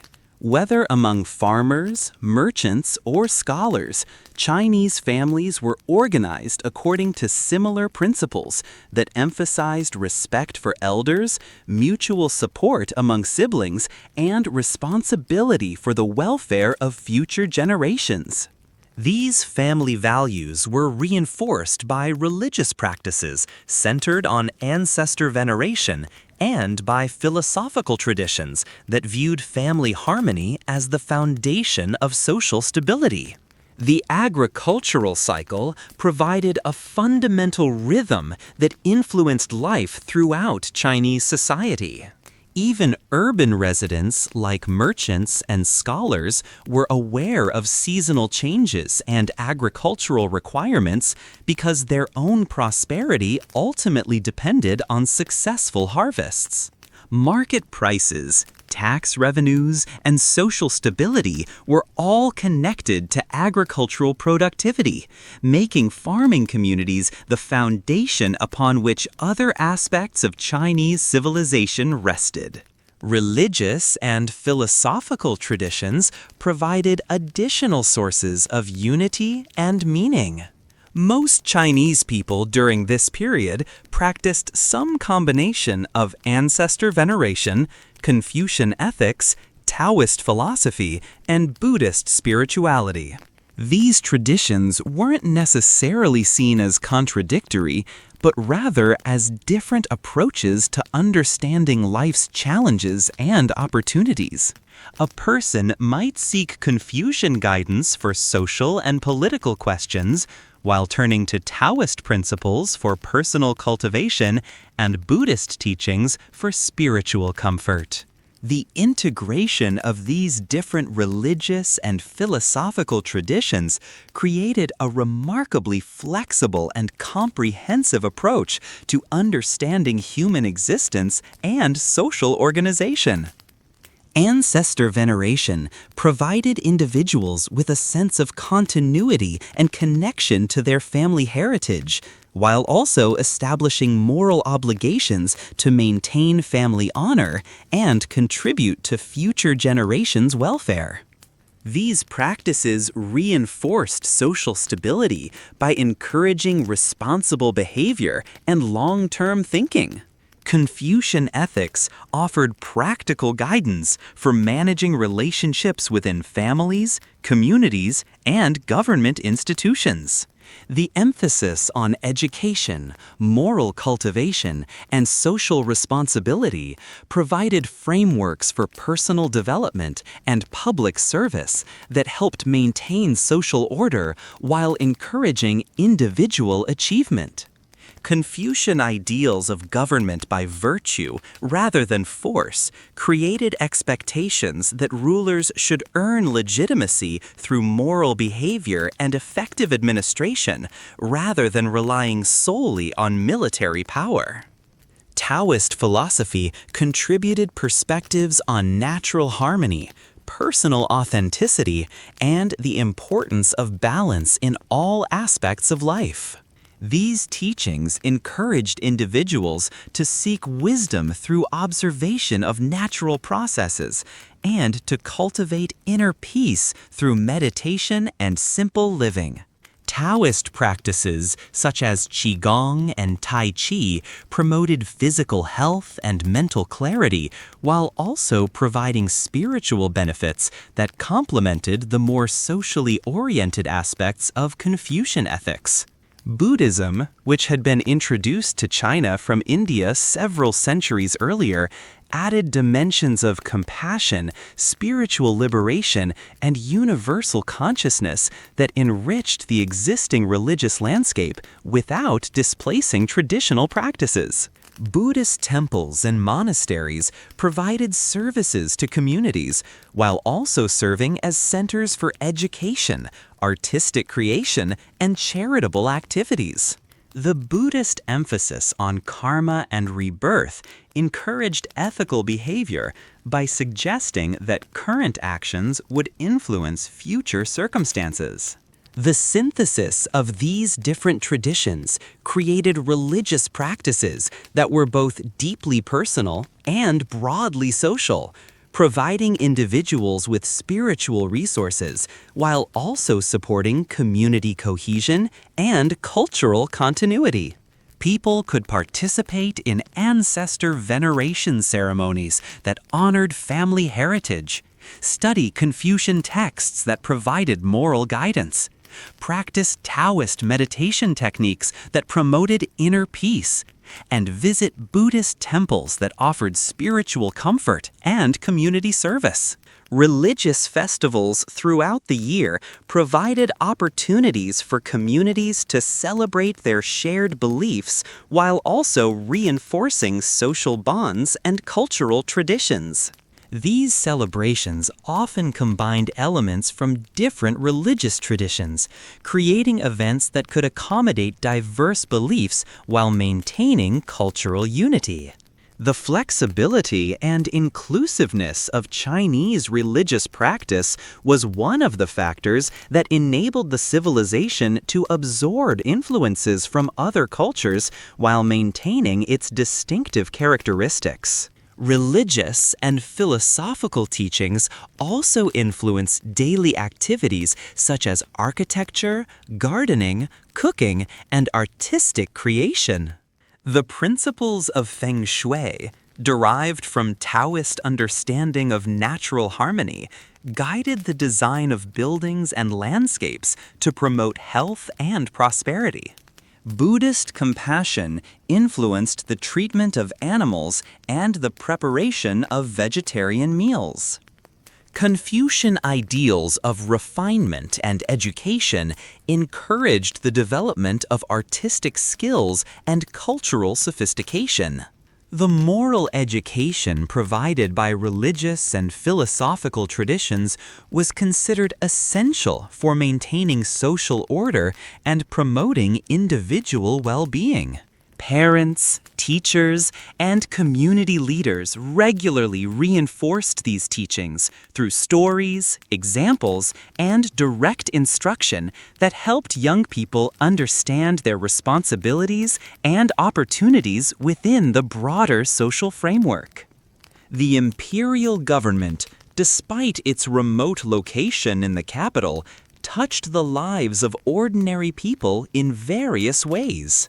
Tax collection, military service, public works projects, legal disputes, and disaster relief all connected local communities to the broader imperial system.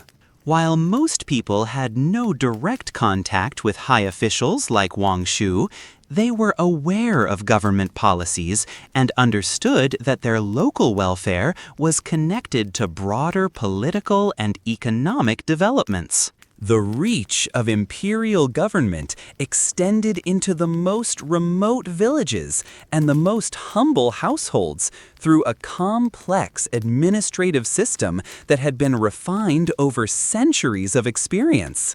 Local magistrates, appointed by the central government but responsible for understanding local conditions, served as intermediaries between imperial policies and community needs. These officials were expected to implement central government directives while also adapting them to local circumstances and reporting on conditions that might require policy adjustments. Tax collection was perhaps the most visible and immediate way that ordinary people experienced government authority.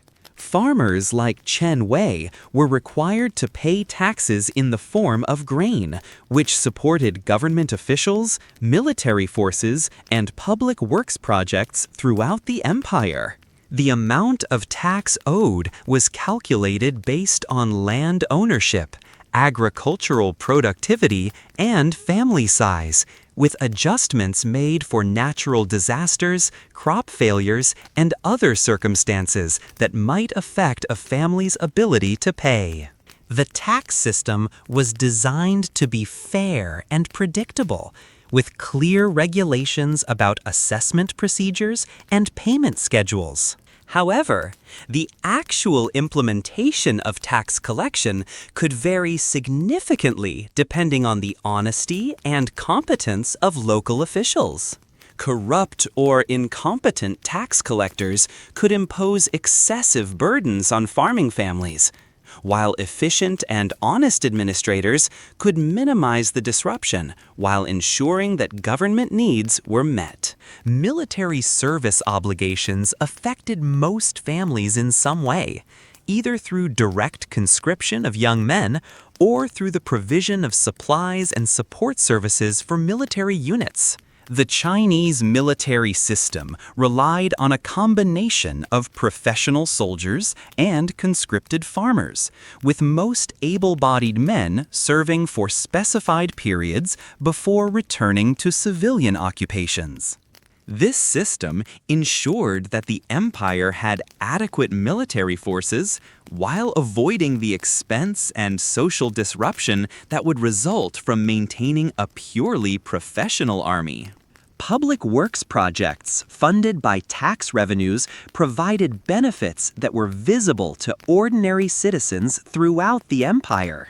Road construction and maintenance facilitated trade and communication, while irrigation projects and flood control systems protected agricultural communities from natural disasters. The construction of granaries and other storage facilities helped ensure food security during years of poor harvests, while the maintenance of postal systems enabled efficient government administration and communication. The legal system provided mechanisms for resolving disputes and maintaining social order that affected everyone, regardless of social class or occupation. Local magistrates heard cases involving property disputes, criminal accusations, family conflicts, and commercial disagreements, applying both written laws and traditional customs to reach decisions that were intended to restore social harmony and prevent future problems. Government disaster relief programs provided crucial support to communities affected by floods, droughts, earthquakes, and other natural disasters that could devastate local economies and threaten survival. These programs included emergency food distribution, temporary tax relief, low-interest loans for recovery efforts, and organized resettlement assistance for people whose homes and fields had been destroyed. The imperial government also regulated various aspects of commercial activity, establishing standards for weights and measures, currency systems, and trade practices that facilitated economic development while protecting consumers from fraud and exploitation. Government-sponsored markets provided secure venues for trade, while official certification programs ensured the quality of certain types of goods that were particularly important for public welfare. Educational policies promoted literacy and cultural development by supporting local schools, providing scholarships for promising students, and maintaining libraries and other cultural institutions. While the government's educational resources were limited, the imperial educational system created incentives for private educational investment while ensuring that government positions were filled by qualified individuals regardless of their family backgrounds. Education, though limited in its availability, was highly valued throughout Chinese society. Even families with modest resources tried to provide their children with basic literacy skills, understanding that education could lead to improved social and economic opportunities. The existence of the imperial examination system, which theoretically allowed talented individuals from any background to enter government service, reinforced the belief that learning and merit could overcome accidents of birth. Commerce and trade created networks that connected different regions and social classes. Merchants like Liu Guangming served as intermediaries between producers and consumers, between rural and urban areas, and between different regions of the empire. The goods they traded weren't just economic commodities, but also carriers of cultural influences, spreading artistic styles, technical innovations, and social customs across vast distances. Craftsmanship and technical skill were highly respected throughout Chinese society. Whether applied to farming, metalworking, textile production, or artistic creation, skilled labor was seen as honorable and valuable. The products of Chinese craftspeople, silk fabrics, ceramic vessels, metal tools, wooden furniture, were renowned throughout the known world for their quality and beauty, contributing to China's prosperity and international reputation. Social mobility, while limited, was not impossible during this period. Successful merchants could accumulate wealth that allowed them to provide superior education for their children, potentially leading to entry into the scholarly class. Talented farmers could sometimes acquire additional land or develop specialized skills that improved their economic status. Even within the constraints of a hierarchical society, individual effort and ability could lead to meaningful improvements in life circumstances. The mechanisms for social mobility in ancient Chinese society were more numerous and accessible than in most other contemporary civilizations, though they still required exceptional talent, determination, and often considerable luck. The imperial examination system represented the most dramatic pathway for advancement, theoretically allowing a farmer's son like Chen Ming to rise to high government office if he demonstrated sufficient scholarly ability and moral character. Stories of examination success from humble backgrounds were widely circulated and celebrated, serving both as inspiration for ambitious young people and as validation of the system's fairness and effectiveness. These success stories often emphasized the sacrifices made by entire families to support one member's education, highlighting the collective nature of social advancement and the importance of family solidarity in achieving individual success. Educational advancement required not only natural intelligence, but also access to books, teachers, and the economic resources necessary to support years of intensive study. Farming families who hoped to educate a son for examination success often had to make significant sacrifices, redirecting resources from immediate consumption to long-term educational investment. This might mean eating simpler meals, wearing plainer clothing, or postponing repairs and improvements to allow for the purchase of books and payment of teacher fees. The economic pathways to social mobility were perhaps more accessible than educational advancement, though they also involved significant risks and required special skills or favorable circumstances. Merchants like Liu Guangming could accumulate wealth through successful trading activities, but commercial success depended on factors such as market conditions, transportation access, and political stability that were largely beyond individual control. Skilled craftsmen could also achieve upward mobility by developing exceptional abilities in specialized trades that were highly valued by wealthy customers.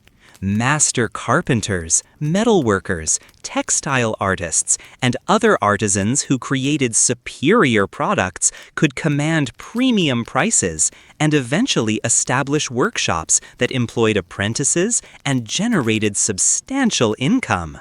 The development of such skills required years of training and practice, along with access to high-quality materials and tools. Agricultural innovation provided another potential pathway for advancement, as farmers who developed improved techniques or specialized in high-value crops could increase their income and gradually expand their operations.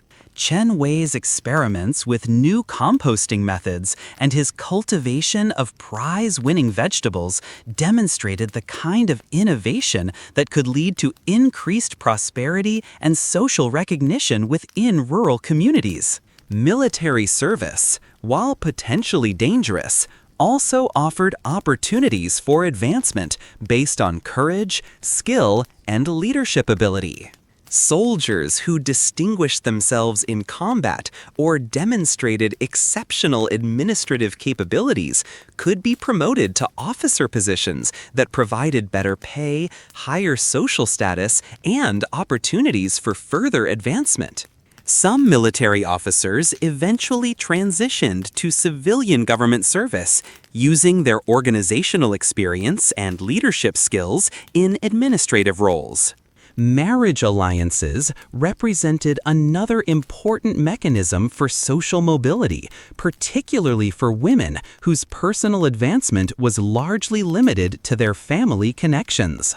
A merchant's daughter who married into a scholarly family could gain access to higher social circles and cultural opportunities, while providing her husband's family with commercial connections that could benefit their economic interests. The accumulation of land ownership was a traditional pathway to increased social status and economic security, as land provided both immediate income and long-term wealth preservation. Successful farmers could gradually purchase additional plots from less fortunate neighbors, while merchants and craftsmen could invest their profits in agricultural land that would provide steady income and social respectability. Geographic mobility also created opportunities for social advancement, as individuals could move to regions where their skills were more highly valued or where economic opportunities were more abundant. The growth of cities like Chang'an created demand for various services and products that could provide income for ambitious migrants willing to leave their home communities and adapt to urban life.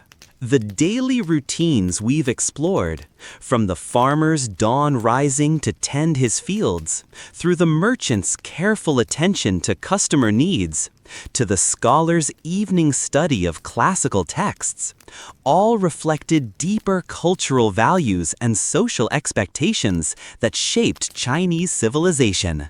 These individual lives, seemingly so different from each other, were actually part of a larger tapestry of shared experiences, common beliefs, and mutual dependencies that created one of history's most enduring and influential civilizations. The rhythm of seasons played a crucial role in organizing life for all members of Chinese society.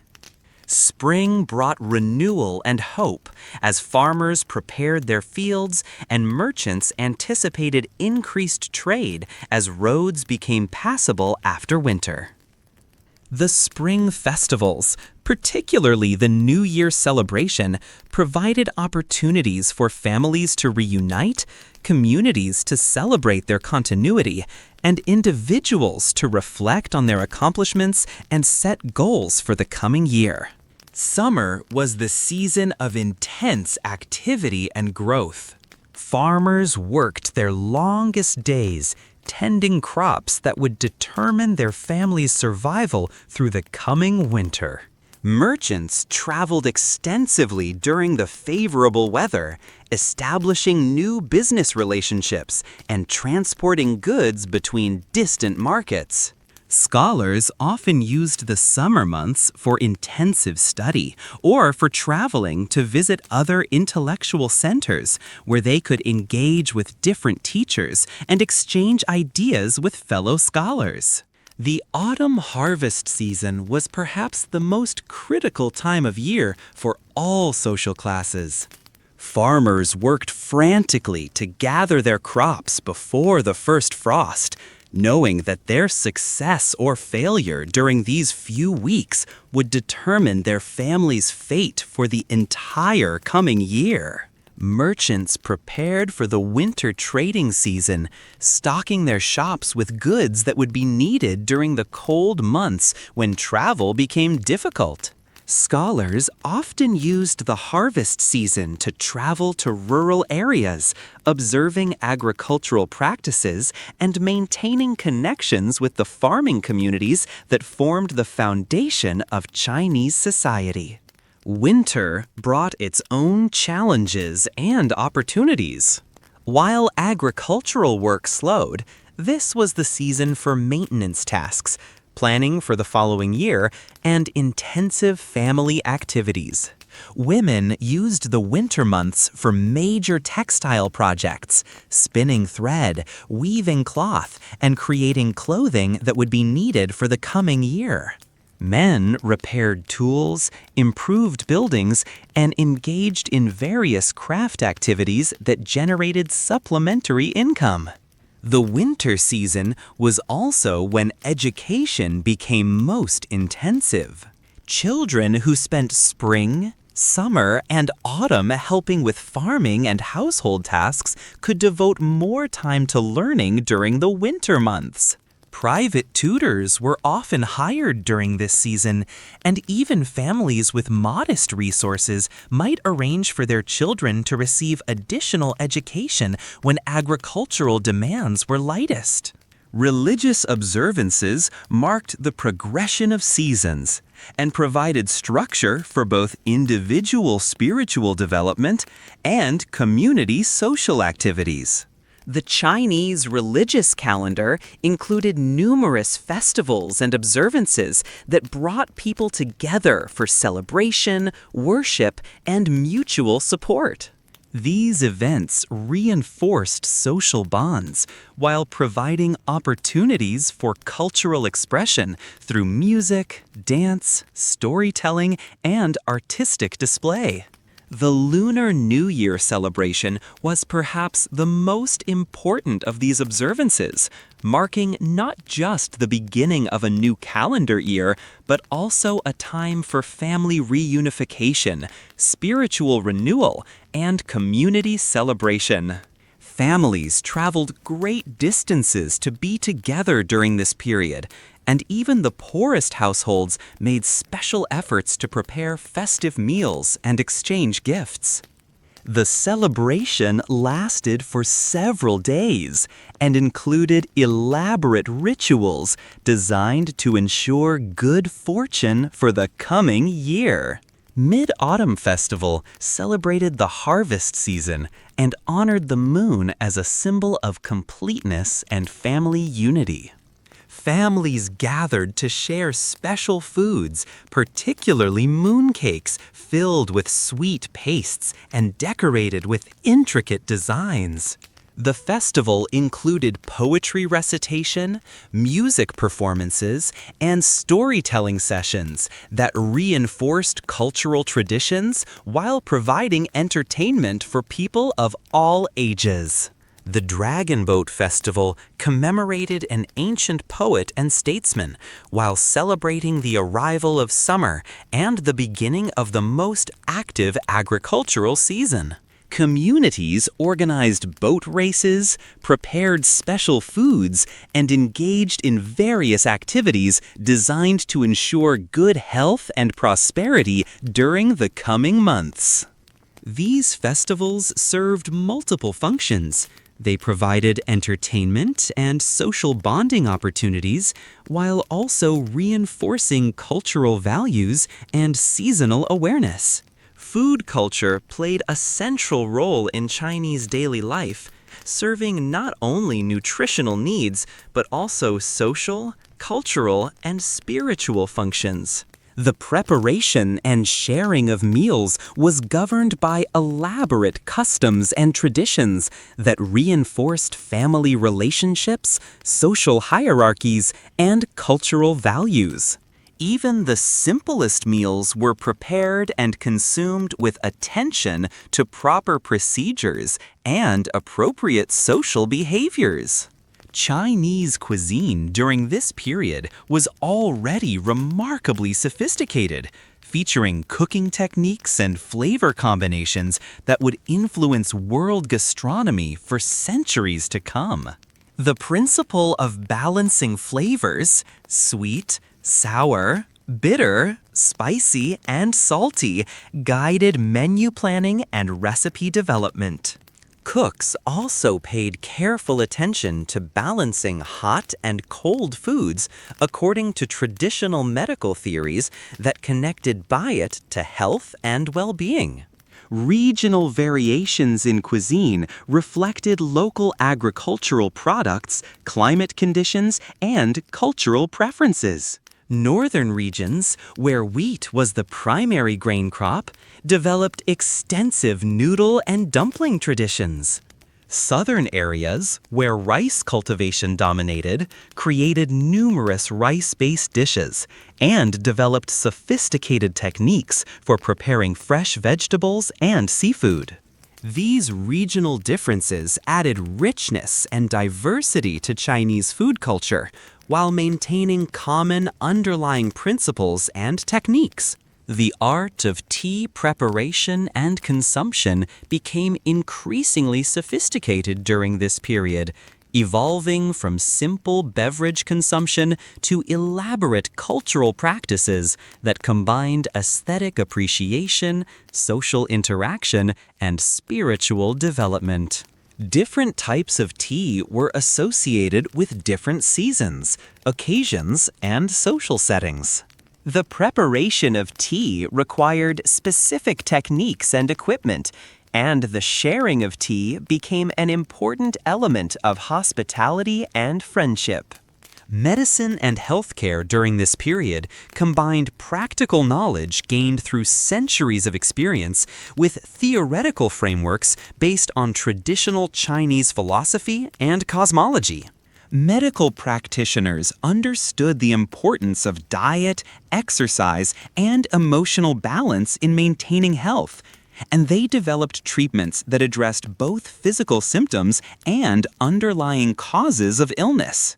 The concept of qi, or life energy, was central to Chinese medical theory and practice. Practitioners believed that illness resulted from imbalances or blockages in the flow of qi through the body, and they developed various techniques for restoring proper energy flow. These included acupuncture, herbal medicine, massage, dietary therapy, and various forms of physical exercise designed to promote health and longevity. Family members learned basic medical skills for treating common ailments and maintaining health.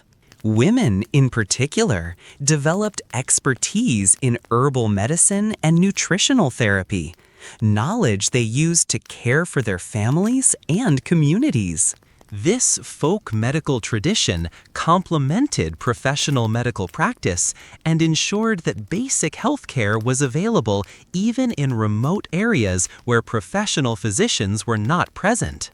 The integration of medical practice with philosophical and spiritual traditions reflected the Chinese understanding that human well-being depended on harmony between individuals and their natural and social environments. Health was not merely the absence of disease, but rather a state of balance and vitality that allowed people to fulfill their roles and responsibilities within family and community contexts. Artistic and cultural expression permeated daily life in ancient China, appearing not only in formal works of art, but also in the design of everyday objects, the decoration of living spaces, and the performance of routine tasks. Chinese artisans understood that beauty and functionality were not opposing values, but rather complementary aspects of superior craftsmanship. Calligraphy was perhaps the most widely practiced art form, accessible to anyone who could write, and valued throughout society as both a practical skill and a form of aesthetic expression. The creation of beautiful written characters was considered a reflection of the writer's moral character and intellectual cultivation, making calligraphy practice both an artistic discipline and a form of personal development. Painting, sculpture, and decorative arts reflected sophisticated aesthetic theories that emphasized harmony, balance, and the representation of natural beauty.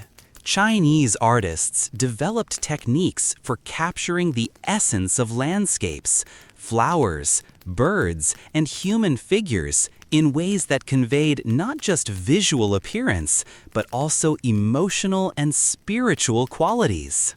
These artistic traditions influenced the decoration of homes, temples, and public buildings throughout Chinese society.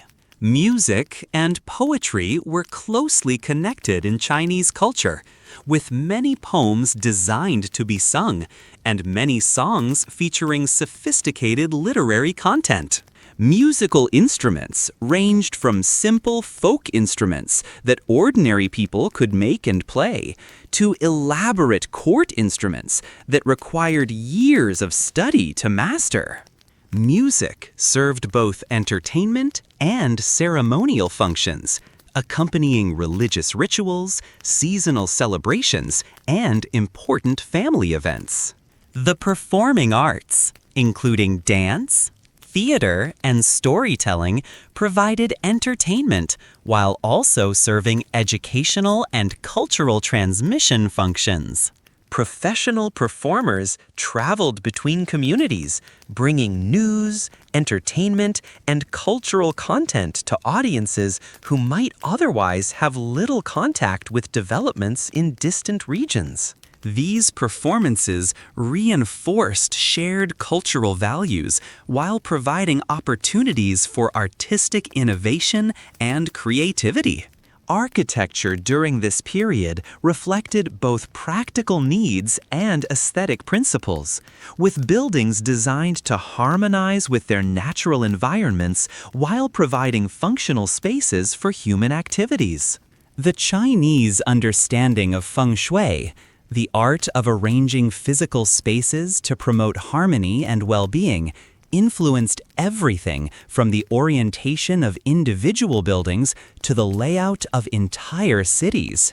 Residential architecture varied according to social class and regional conditions, but common principles included the use of natural materials, attention to proportional relationships, and integration of indoor and outdoor spaces. Even modest homes featured courtyards or gardens that provided connection to nature and opportunities for contemplation and relaxation. Public buildings, such as temples, government offices, and market halls, were designed to serve their specific functions, while also demonstrating community values and aspirations. These structures often featured elaborate decorative elements and were built with materials and techniques that emphasized permanence and dignity. Transportation and communication systems connected different regions and social classes, enabling the movement of people, goods, and ideas that was essential for maintaining Chinese civilization's unity and dynamism. Road networks, canal systems, and postal services allowed for regular communication between the capital and distant provinces, while also facilitating commercial trade and cultural exchange. The Grand Canal, one of the greatest engineering achievements of the ancient world, connected northern and southern China and enabled the transportation of grain, manufactured goods, and passengers across vast distances. This waterway system supported economic development while also serving strategic and administrative functions that were essential for imperial governance. Overland transportation relied primarily on human porters and pack animals, though wheeled vehicles were used where terrain permitted. The Chinese developed sophisticated techniques for road construction and maintenance, creating transportation networks that remained functional for centuries and facilitated both commercial and administrative activities. Communication systems included official postal services for government correspondence and informal networks that carried news and information between communities. Merchants, travelers, and government officials all served as carriers of information, creating communication networks that kept distant communities informed about developments in other regions. The legal system provided frameworks for resolving disputes and maintaining social order, while also reflecting and reinforcing cultural values and social relationships. Chinese law during this period combined written codes with traditional customs and practices, creating flexible systems that could adapt to local conditions while maintaining consistency with broader imperial policies. Local magistrates and officials like Wang Shu played crucial roles in interpreting and applying legal principles to specific cases and situations. Their decisions were based not only on written law, but also on Confucian ethical principles, precedent cases, and their understanding of local conditions and relationships. This approach to law emphasized restoration of harmony and prevention of future problems rather than simple punishment of wrongdoing. Family law was particularly important in Chinese society, governing marriages, inheritance, property rights, and relationships between different generations. These laws reinforced Confucian values while also providing practical frameworks for managing family resources and responsibilities. The legal system recognized both individual rights and family obligations, seeking to balance personal interests with collective welfare. Criminal law addressed various forms of antisocial behavior while emphasizing rehabilitation and social reintegration rather than simply punishment. The Chinese understanding of crime included not only actions that harmed individuals, but also behaviors that disrupted social harmony or challenged legitimate authority. Punishments were designed to restore balance and prevent future problems, rather than simply to inflict suffering on wrongdoers. Economic systems during this period were remarkably sophisticated, featuring complex networks of production, distribution, and exchange that supported both local communities and long-distance trade. The Chinese economy combined subsistence agriculture with commercial agriculture, handicraft production, and extensive trade networks that connected China with other regions of Asia and beyond. Currency systems evolved during this period, from primitive barter arrangements to sophisticated monetary systems featuring standardized coins and eventually paper money. These developments facilitated commerce while also enabling more complex financial arrangements such as credit, banking, and investment. Merchants like Liu Guangming operated within economic systems that were far more advanced than those found in most other contemporary civilizations. Agricultural techniques continued to develop and improve, with farmers like Chen Wei benefiting from centuries of accumulated knowledge about crop selection, soil management, water control, and pest management. Chinese agriculture was intensive rather than extensive, focusing on maximizing production from limited land rather than expanding cultivation to new areas. This approach required sophisticated understanding of ecological relationships and careful management of natural resources. Handicraft production created goods that served both local needs and export markets, with Chinese artisans developing techniques and producing items that were highly valued throughout the known world. Silk production, ceramic manufacture, metalworking, and various other crafts reached levels of sophistication that wouldn't be matched in other regions for many centuries. Social mobility within this complex economic system was limited but not impossible. Successful farmers could accumulate sufficient resources to purchase additional land or invest in other economic activities.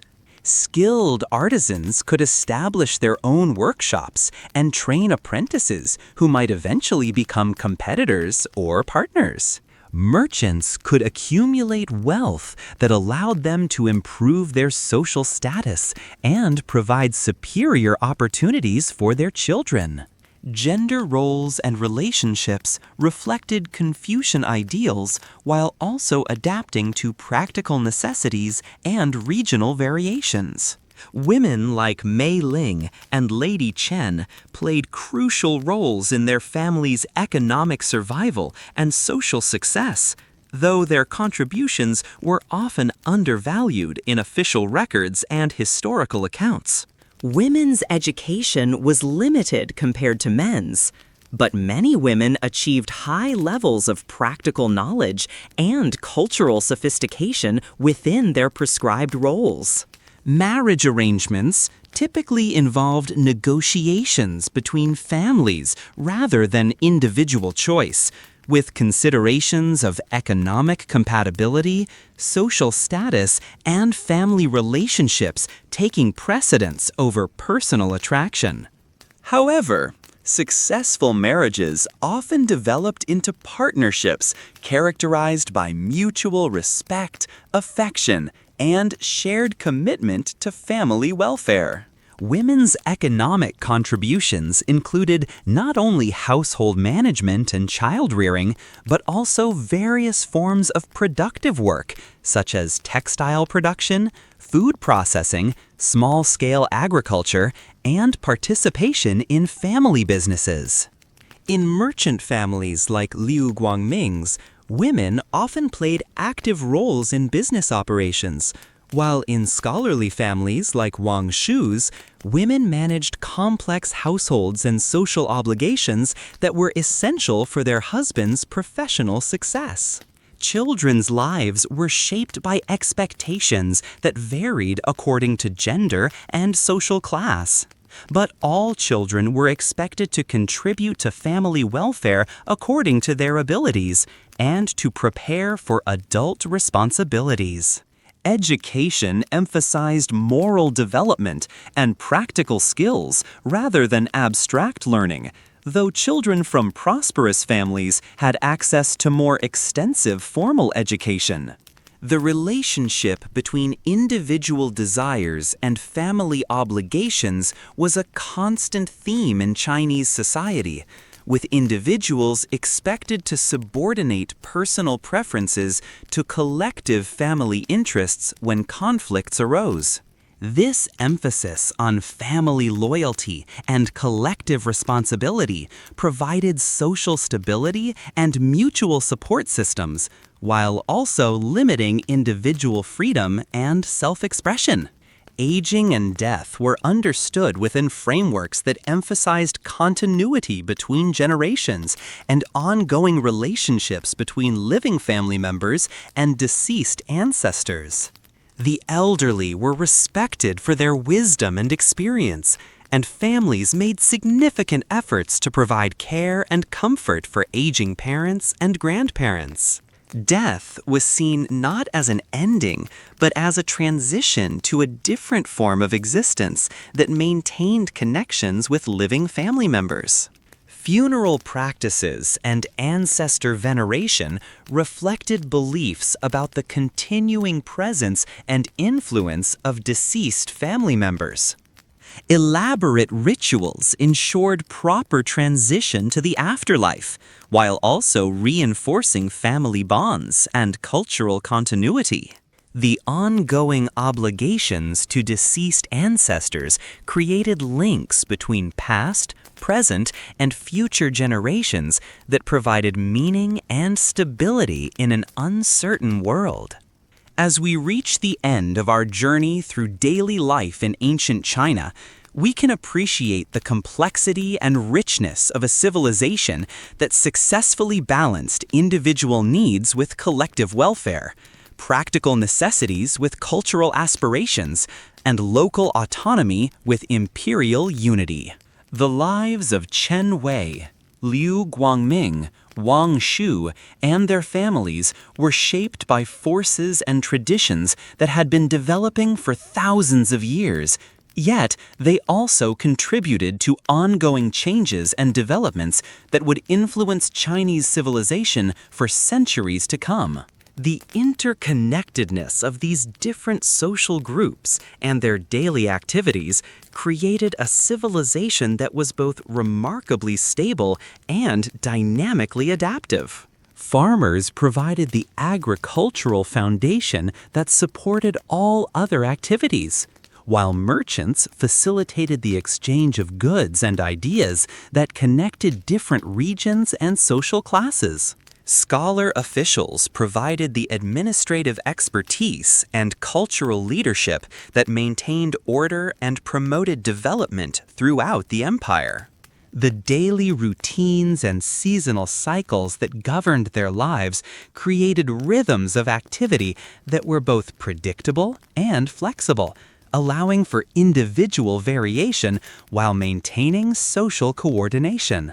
The farming calendar determined when certain activities needed to be performed, but individual farmers could adapt these requirements to their specific circumstances and resources.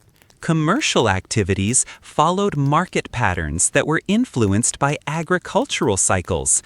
But successful merchants could also identify and exploit opportunities that emerged from changing conditions and new developments. The educational and cultural traditions that shaped their worldviews provided both continuity with the past and resources for addressing new challenges.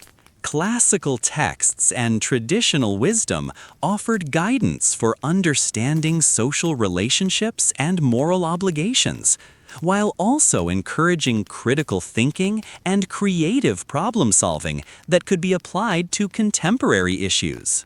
The religious and philosophical frameworks that gave meaning to their daily activities provided both personal comfort and social cohesion, helping individuals understand their place within larger cosmic and social orders, while also encouraging personal cultivation and moral development.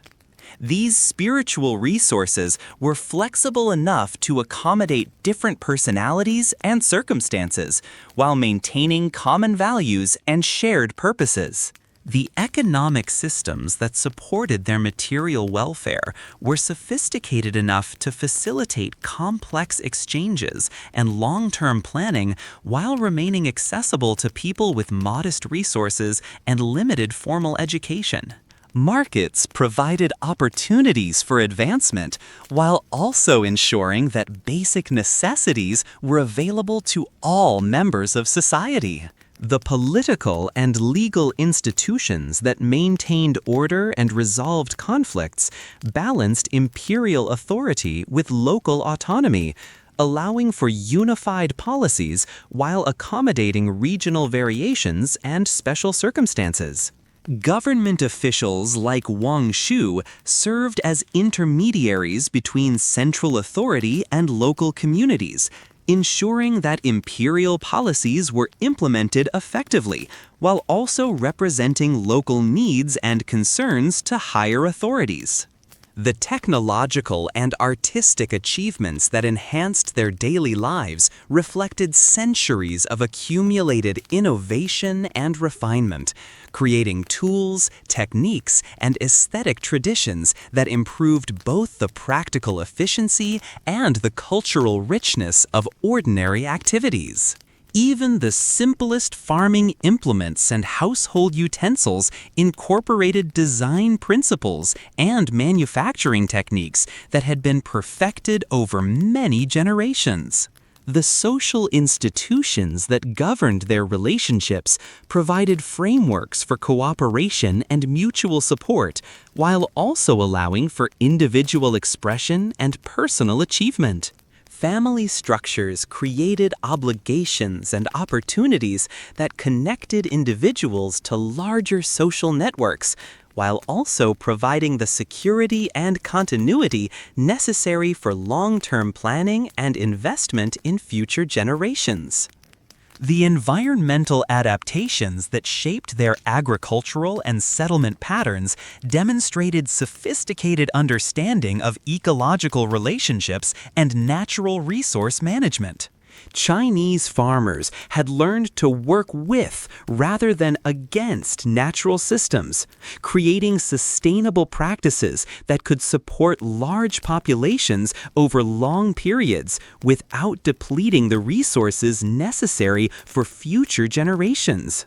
Their daily routines, while constrained by social expectations and practical limitations, also provided opportunities for personal fulfillment, family happiness, and community contribution. The farmers who worked the land, the merchants who facilitated trade, and the scholars who administered government all played essential roles in maintaining and developing one of history's most successful and enduring civilizations. The values that guided their lives, respect for learning, emphasis on family relationships, appreciation for beauty and craftsmanship, concern for social harmony, and reverence for tradition, combined with practical adaptability, continue to influence Chinese culture and society today.